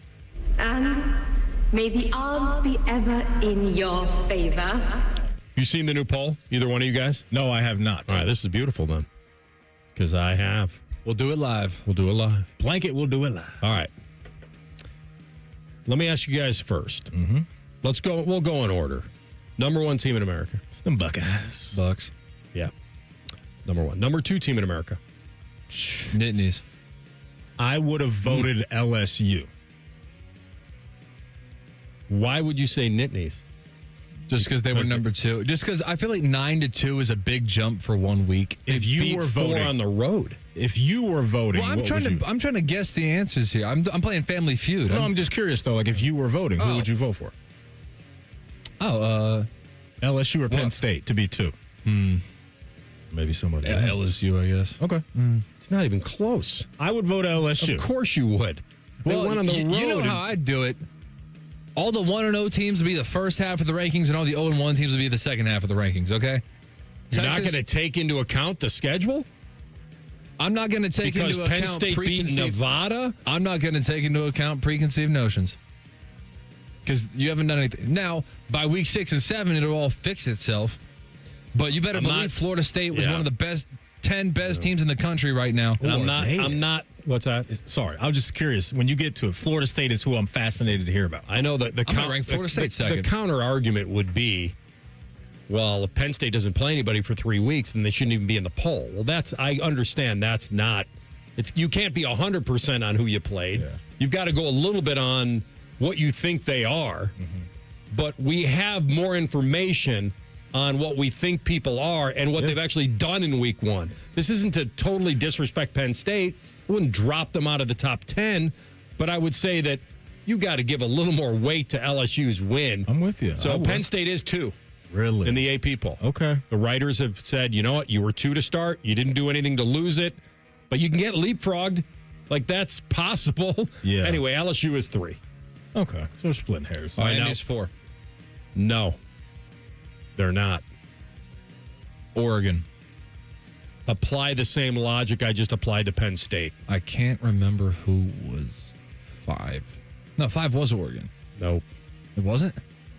It's not Miami, is it? Oh, is there a Bulldog team? Oh, it's Georgia. Georgia. Yeah, okay. Same logic. Georgia. So we move forward and we say number 5. That should be Miami, in my opinion. I would say the same. Well, it's funny because they were 5. Or they're 5 now. What were they? Miami was 10. Miami was 10. So that means they leapfrogged Oregon. So why can't LSU leapfrog Penn State? Exactly. So Oregon beat Montana State 59-13. That's a good Why win. wouldn't the same logic be applied? Right. If you thought Oregon was the 7th best team in the country to start the year, why wouldn't they be better than Miami? Because these are human beings, and they vote with how the wind blows. Correct. Penn State suddenly deserves to stay there because they beat Nevada, but Oregon doesn't deserve to stay there? Yeah, No, it was good. You weighed the other games, and that had impact. Yeah. So anyway, that's the reason why I'm so curious, because I'm with you on this, is because my gut is telling me that Florida State is somewhere in this now, right? Because they were unranked. They are somewhere in it. You're so correct. My guess is that they're going to be. They're somewhere in it. Pick their number. 20. They're somewhere in there. 21st. I'm saying 17th. They gave them a lot more credit. Where are they? They're at 14. See, that's why none of this makes sense to me. I like that. So they took that win, right, beating Bama, which, by the way, where are they? Bama was 8 preseason. Right, so they get credit. Florida State, but they were at home, Florida State. But my thing is, like, to your point, like, Florida State gets credit for beating a ranked team and leapfrogging a whole bunch of other teams when they weren't even ranked. But LSU is still 4 on the road. Correct. Is behind Penn State, who beat Nevada. What are we doing? Yeah. Right. I know it's not a science. You can't apply the exact same logic to everything. That's real. Like, it's, because if we did that, then we'd have TLC's model of, well, you won, you didn't, you go to the back of the line. Like, all I'm saying is if you played a national championship right now and you had to invite 2 teams, you're inviting Florida State before you invite Texas. Right. Where did Texas? No, I'm not. Where did Texas land? They haven't won a game. Okay. They haven't won a game. It's a good loss. I'm going to say 9. Oh, where is Texas now? They got to be top 10. Where is 9? They were 1 to start the year. Or 6th or 7th. I'm going to go 6th. For Texas? We just landed on 7. So it's either 8 or 9. Oh, you're right. So it is. Wait. So Oregon is would be 6. 8 would be the next one. Ooh. So it's 7 or 8. I'm sorry. 7 would be the next one. So they're 7. They got to be 7. So you're deciding between Clemson and Texas, the 2 losers of the big games. I'm going to side with the Horns at 7. Clemson lost at home because Clemson was 4 to a supposedly Texas was 1. So technically, Texas should be above. Yeah. Clemson. And they really Yes. should. Texas had to travel. Yeah. So it would make sense to me, AR, to 3. If my brain is calculating all this correctly, that Texas would be 7. That's right. And Clemson is 8. They got that right. Okay. Ding, ding. They got that one right. 7 and 8. Who's 9? I have no idea. 9 preseason was slotted by LSU, so they're not there anymore. Where's Alabama now? After the loss? Yeah. Okay, After so the embarrassing loss. It's less than 14. Or I guess technically greater than 14. Well, the question I would ask, are they still in it? They're not going to bounce Bama. 20. They went from 22 8 and lost to an unranked team. I dropped to 22. I like TLC's call. They got no quality wins yet. I think TLC's in the right neighborhood. 21st to 24th. What are you guessing? 22. Yeah, I think he's in. I think he's all very over. close. Yeah. Good job. It's a good 21. Can you do something? Who's 9? Oh, it's all right. So let's think about who would have been. I remember the whole 11 to 15 category was all of like Illinois, Arizona State. Arizona State is the team that was thinking. Oh, I got one for you. This team was 13 before the weekend. South Carolina. Where are they? They got to be top 10 now. 10 or 11. Yeah, they got to be right there. Not 9? I say no, because I don't think you would have just fed us that question on the heels of us trying to figure out. And I don't think Notre Dame's loss is viewed as that's not a bad loss. I would put us beneath. Actually, you know what? You're right. Because it was a tie game with a minute and a half left. I think it's Notre Dame, South Carolina. On the road, hostile environment. Yeah, Notre Dame's still in. Are they 9 or 10? They're 9. And then who's 10? South Carolina? South Carolina. Okay. Yeah. All right. So Still a playoff team. Good job. So real quick, because I know we went all over the place. Go ahead. I was going to say, your top 10 just quickly. Ohio State 1, Penn State 2, LSU 3, Georgia 4, Miami rounds out the top 5. Second half of your top 10 is Oregon, Texas, Clemson, Notre Dame, and South Carolina. Indiana started the year 21. They beat Old Dominion at home 27-14. They dropped 2 spots. 23. Not enough style points. They probably deserve to get bounced. That they won't eventually be a top 25 team, but we're going on this week to week. Yeah, like you said, we're dealing with humans, man. That's right. We're dealing with humans. We aren't doing this week to week. We're doing this preconceived notions plus week 1. All right. It's a fun little puzzle every week, isn't it, folks? We come back with Tell the Truth, Rothman and Ice on the Fan. We have so many local shows, I can't fit them in a 10-second promo. So let's just say we're live and local all damn day. The Fan. At Metal Supermarkets, we're all about getting you and your crew to quit in time sooner. That's why our service is a cut above. You see, no matter the project, we'll get you to the right metal, shape, and grade. Cut to any size, ready real fast. And yeah, we'll deliver, leaving plenty of time for the important things, like opening an ice-cold can of aluminum. Metal Supermarkets, the convenience store for metal. Hey, Buckeye fans. As the official wing sponsor of Ohio State Athletics, Roosters is kicking off an incredible giveaway you won't want to miss. This football season, we're giving away 12 ultimate Buckeye experiences. 3 drawings, 12 winners with prizes including tickets, sideline passes, and 3 trips to a Buckeye first-round postseason game. Go to roosterswings.com to register and see all the details. 3 drawings, 12 amazing prizes. Register today and every day. Roosters, a fun, casual joint. At Baths R Us, we believe home improvement is life improvement, and that starts with a team who brings your vision to life. Our installers aren't just skilled, they're experts. This is who we are. This is what we do all day, every day. Right now, get $1,500 off a shower or tub replacement, or $3,000 off a full bathroom remodel. Plus, loads and no monthly payments. Call 380-225-BATH to schedule your free estimate, or go to bathsrus.com, 380-225-2284. Baths R Us, where dreams soak in. You hear that? That's the sound of Pepsi Zero Sugar. The better tasting, more refreshing Zero Sugar Cola. Pepsi Zero Sugar. Let your taste decide. The Columbus Zoo invites you to follow the footsteps and the tales of animals from around the world. Explore our newest region, North America Trek. So what are you waiting for? Get your tail to our trails only at your Columbus Zoo. Hey, what's up? It's T-Bone. My good friends over at Sleep Better Columbus want you to know that if you're 65 or older, enjoying those golden years, but maybe you're dealing with restless nights, you need to listen up. Are you tossing and turning, struggling with sleep apnea, and that leaves you wiped out during the day? Well, it's time to reclaim your rest with Dr. Mark Levy at Sleep Better Columbus. As a leading provider in non-surgical sleep apnea treatments, Dr. Levy helps you breathe easier and sleep deeper with custom oral appliances, a comfortable alternative to CPAP.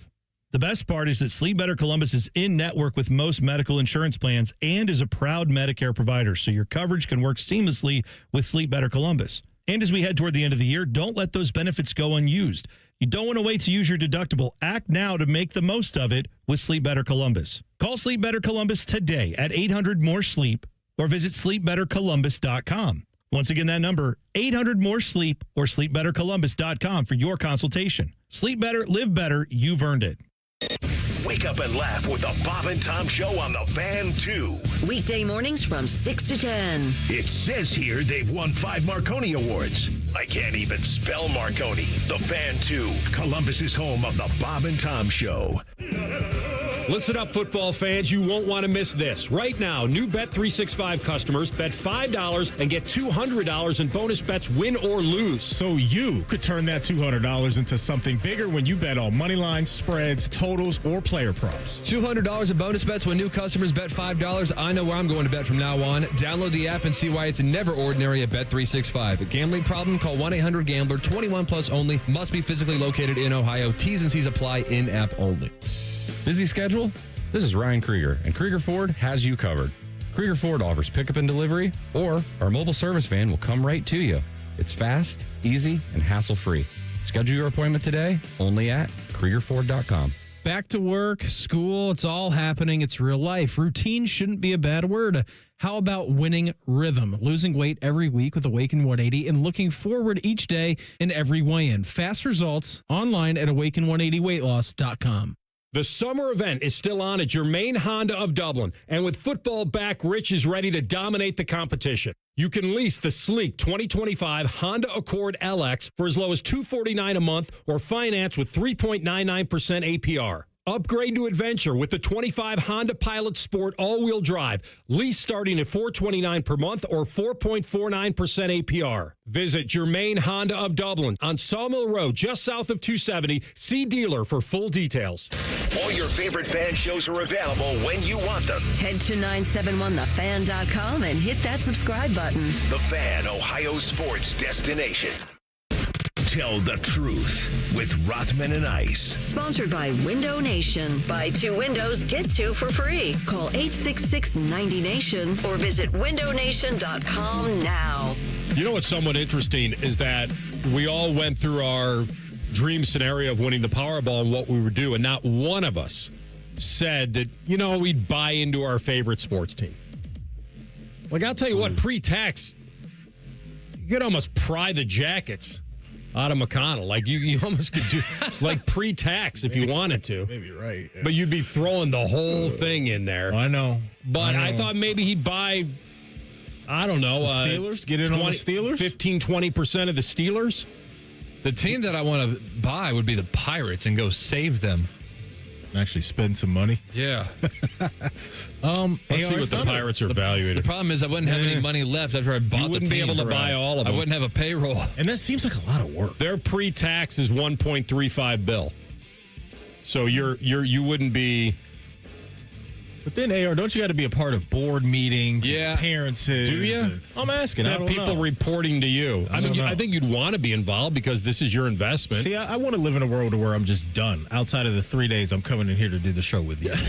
Like, other than that, I don't want any responsibilities. Bill Maher used to be a minority owner of the Mets, and he said on his podcast before that he went to one meeting and it was all about, like, parking lot spaces, and he's like, this is not why I got in here. And so he never went to any other meetings. I don't want to do that. Buy into the Reds, man. They're right around 1.3, 1.5. Like, you could get a good share. Here's the other thing. I think most of us, if we went the pro sports route, would be buying a suite, midfield suite, if it was available, and flying in for the home games, wherever your team is, Ravens, Vikes, Fire. Like, I think that would be the way to go. Yeah, I like that. And then the days or the games you couldn't make, either gift it or rent the suite that night or whatever, however they do it. Yeah, give it away. That might be the best. You're right. Although part of me believes that if I could own part of the Vikes and be part of an ownership group that won their first and only Super Bowl, cool. That would be fun. He doesn't have to worry about that. Neither do you. You would never be the first. No. But what I would do, I would try to... And if I have so much money, who cares if it's making a profit or not? But I might try to do I don't know about that. Well, it depends. Yeah. It depends on how much I lose on it. But try to do like a McAfee thing, like some sort of show that travels around to all the biggest sporting events. So I wouldn't be so dedicated to my team. I wouldn't be going to the Steelers games every single week. Yeah. I'd be more so trying to go to the biggest college football venues every single week. It would be a bunch of bucket list stuff. Yeah. But none of us said it, though. None of us. Yeah, although we really didn't go down our wish list. Remember about how much money we'd have to gift away. Like how awkward it would be. Like, okay, I just won all this money, and now I have to make sure I take care of everybody. Yeah, I don't want any type of job at all. Like, the only thing I want to figure Monday, out, Wednesday, Friday here on the Fan. That's what I'm saying. Outside of that, right? But other than that, all I want to do is wake up and be like, what do I want to do today? Where do I want to go? Or don't get out of bed. Exactly. Because I'll probably have everything in my mansion anyway. I will never leave, knowing me. All right, TLC, take us home. So if you won the Powerball, what is something that you would be concerned about spending too much money on? Like any sort of collections or habits that could get you out of control? I don't think I would get carried away with cars. I definitely wouldn't. I'm not. See, Maddie knows I wouldn't commit to much. I think I'd be buying all the experiences. I think I'd be going to tracks, renting a track to drive the cars, and then handing the keys back. I think that would be it. It's, the old adage, the best kind of boat is a friend's boat, that kind of deal. But, I mean, there'd be something to... Well, I do need a yacht. Yeah, I was saying that you would have a great time with that. On the treadmill. That's amazing. You see the video of Russell Westbrook shooting shots on a yacht, too? Those guys are I saw a lot of the comments, man. A lot of those comments that he's lost some balls in the ocean. A lot of basketballs in the ocean. With him, West Brick was a nickname for a while. But I'd like to have... a nice crib on the East Coast, nice crib on the West Coast, somewhere overseas. Check those boxes. And then you'll buy the nonsense that we all wanted to buy, just the luxury stuff that we all wanted. I would like to think after that I'd be pretty chill for the most part. So I don't think I would get out of hand with anything, honestly. I feel like but when you have said that money yet, so when you said the yacht, all I kept thinking about was The Wolf of Wall Street. We got to sail. We got to go. We got to go. That's a good scene. No, that's not good. Being saved by the Italian Navy or whatever they were. You know what I think Rothman would spend too much money on? Yeah. What's that? Golf trips. I think you were going to go on your own. Too much? Could you ever really spend too much on that? I mean, you can't play golf, because it would get to a point to where probably outside of Augusta, he would play, my play back. everywhere. He'd play everywhere, and then his back would start. Yeah, my back. It'd be gasoline for his PJ that he would be. My back. Because I think with that money we're talking about, AR could check every golf dream. Not Augusta. I was going to say, other than Augusta. That's what I was going to say. I'd have to I'd go on an all-out search for like a member of the club and just say, how much would it cost for you to take me as your guest? Or could you sponsor me for membership into the club? Somehow we'll do whatever you'd have to do that. Yeah, whatever it takes. Whatever it takes. We're going inside him. We're going outside him. Inside him, outside him. And what quarter will Lincoln Kienholz take his first snap against Grambling? Third. Mid to late third quarter. Early third. Okay. Hey, before we go, if you miss anything from our show, don't worry. You can always catch up wherever you get your podcast. All you have to do is type in Rothman and Ice, everything we do from noon to 3. We'll be waiting there for you. Subscribe to the podcast as well. Our podcast is sponsored by the wonderful folks over at Bet365. Common Man and Timmy coming up next. Jason Stark will join them today at 5:30, and you'll hear more from Ryan Day. Our Shefty visit tomorrow, pre-NFL season, and the first Shefty visit since the Micah. Okay. Can't wait. Talk to you tomorrow at high noon. Rothman and Ice and the Fan. The Big Nine was a sad, incomplete place. Enter Ohio State. The rest is history. The Buckeye Show. Weeknights at 6. The Fan. Right now in Washington, there's a fight going on to make life more affordable and bring back American jobs. Some play politics, and some want to get things done. Senator John Husted is cutting through the noise, putting Ohio first. The new tax bill delivers for working families and helps small businesses hire and grow right here in Ohio. Tell John Husted, keep fighting for Ohio families and small businesses. Paid for by Senate Opportunity Fund. We could tell you what makes Giant Eagle special, but we think our customers say it best. I love the fresh produce. I love the fresh meat. I'm pretty sure the fish guy knows me by now. We're buds. I love to grill. That alone keeps me coming back. The people that work here are so nice and so helpful. Everybody loves the cakes from Giant Eagle. On every shelf, in every department, we're always going for better because being your Giant Eagle matters. This is my Giant Eagle. This is my Giant Eagle. This is my Giant Eagle. Toyota gives you more electrified hybrid choices than anyone else, including the stylish new Corolla, a name synonymous with Toyota quality and dependability, the elegant new Toyota Crown Signia, and the latest edition of the legendary 4Runner. Toyota's extensive lineup also includes battery EVs like the tech-savvy all-electric BZ4X, and of course, the iconic Prius, the hybrid that started it all. That's the power of choice. From Toyota, let's go places. Care Heating and Cooling. When you need a company you can trust, call 1-800-COOLING. Twin Peaks is the best in the game. Here, it's bigger game days and bolder fight nights. I mean, where else can you find a scratch kitchen that always comes in clutch every day from lunch to late night? Only at Twin Peaks, the #1 sports bar. Great Lakes Hyundai. The savings are so good. Now at Great Lakes Hyundai of Dublin, lease 2 Elantras for $200. That's right, lease 2 new 2025 Elantra SEs for just $200 a month for 24 months. Both your new Elantras come with complimentary Hyundai maintenance, with free oil changes and tire rotations for your entire lease. GLakesHyundai of Dublin.com. With approved credit, $39.99 down per unit plus taxes, fees, first month payment, and 10 miles per year. In time too. Opening day of baseball is cool. The tournament's first weekend is amazing.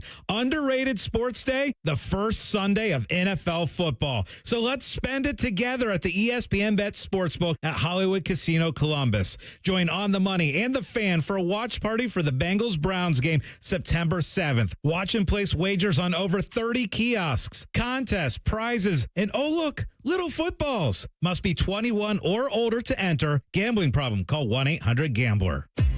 If you're 55 or older and into that whole saving money thing, T-Mobile has an exclusive phone and internet bundle just for you.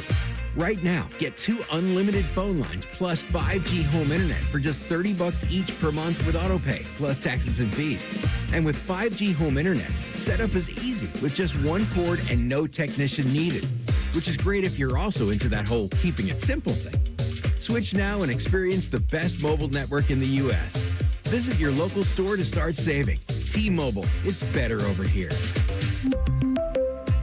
Based on analysis by Ookla of Speed Test Intelligence data Q4 2024 to Q1 2025. Ookla trademarks used under license. Unlimited on our network. Customers on voice plan may notice speeds lower than other customers and further reduction if using more than 50 gigs a month due to data prioritization. Video streams and SD on this plan. Home internet pricing after $20 a monthly bill credit plus $5 per line without autopay. Debit or bank account required. See 5G device coverage and access details at T-Mobile.com. It's been over 2 years since Bobby Carpenter had regenerative treatments at QC Kinetics. He needed relief from knee pain, but he wanted to avoid surgery. I thought I might have to have my knee scoped, had some injuries, some lingering pain from stuff that I had been dealing with from years of playing professional football, and things had kind of flared up again. I started talking to a friend of mine who's orthopedic, and he was like, well, try to avoid surgery if you can. And you absolutely can avoid surgery. QC Kinetics provides patients with state-of-the-art regenerative treatments, orthobiologics from your own body that help heal and restore damaged, aching joints. And we'll let Bobby tell you about that. It was all of a sudden that one day, a couple months later, I was here, let's go jog, let's try to see what I could do. And the more I did, I was pain-free with it, and it was actually a pretty remarkable process. Before going under the knife, see if you're a candidate for non-surgical joint pain treatments at QC Kinetics. Call them today. Call QC Kinetics, 380-208-4544. That's 380-208-4544. 380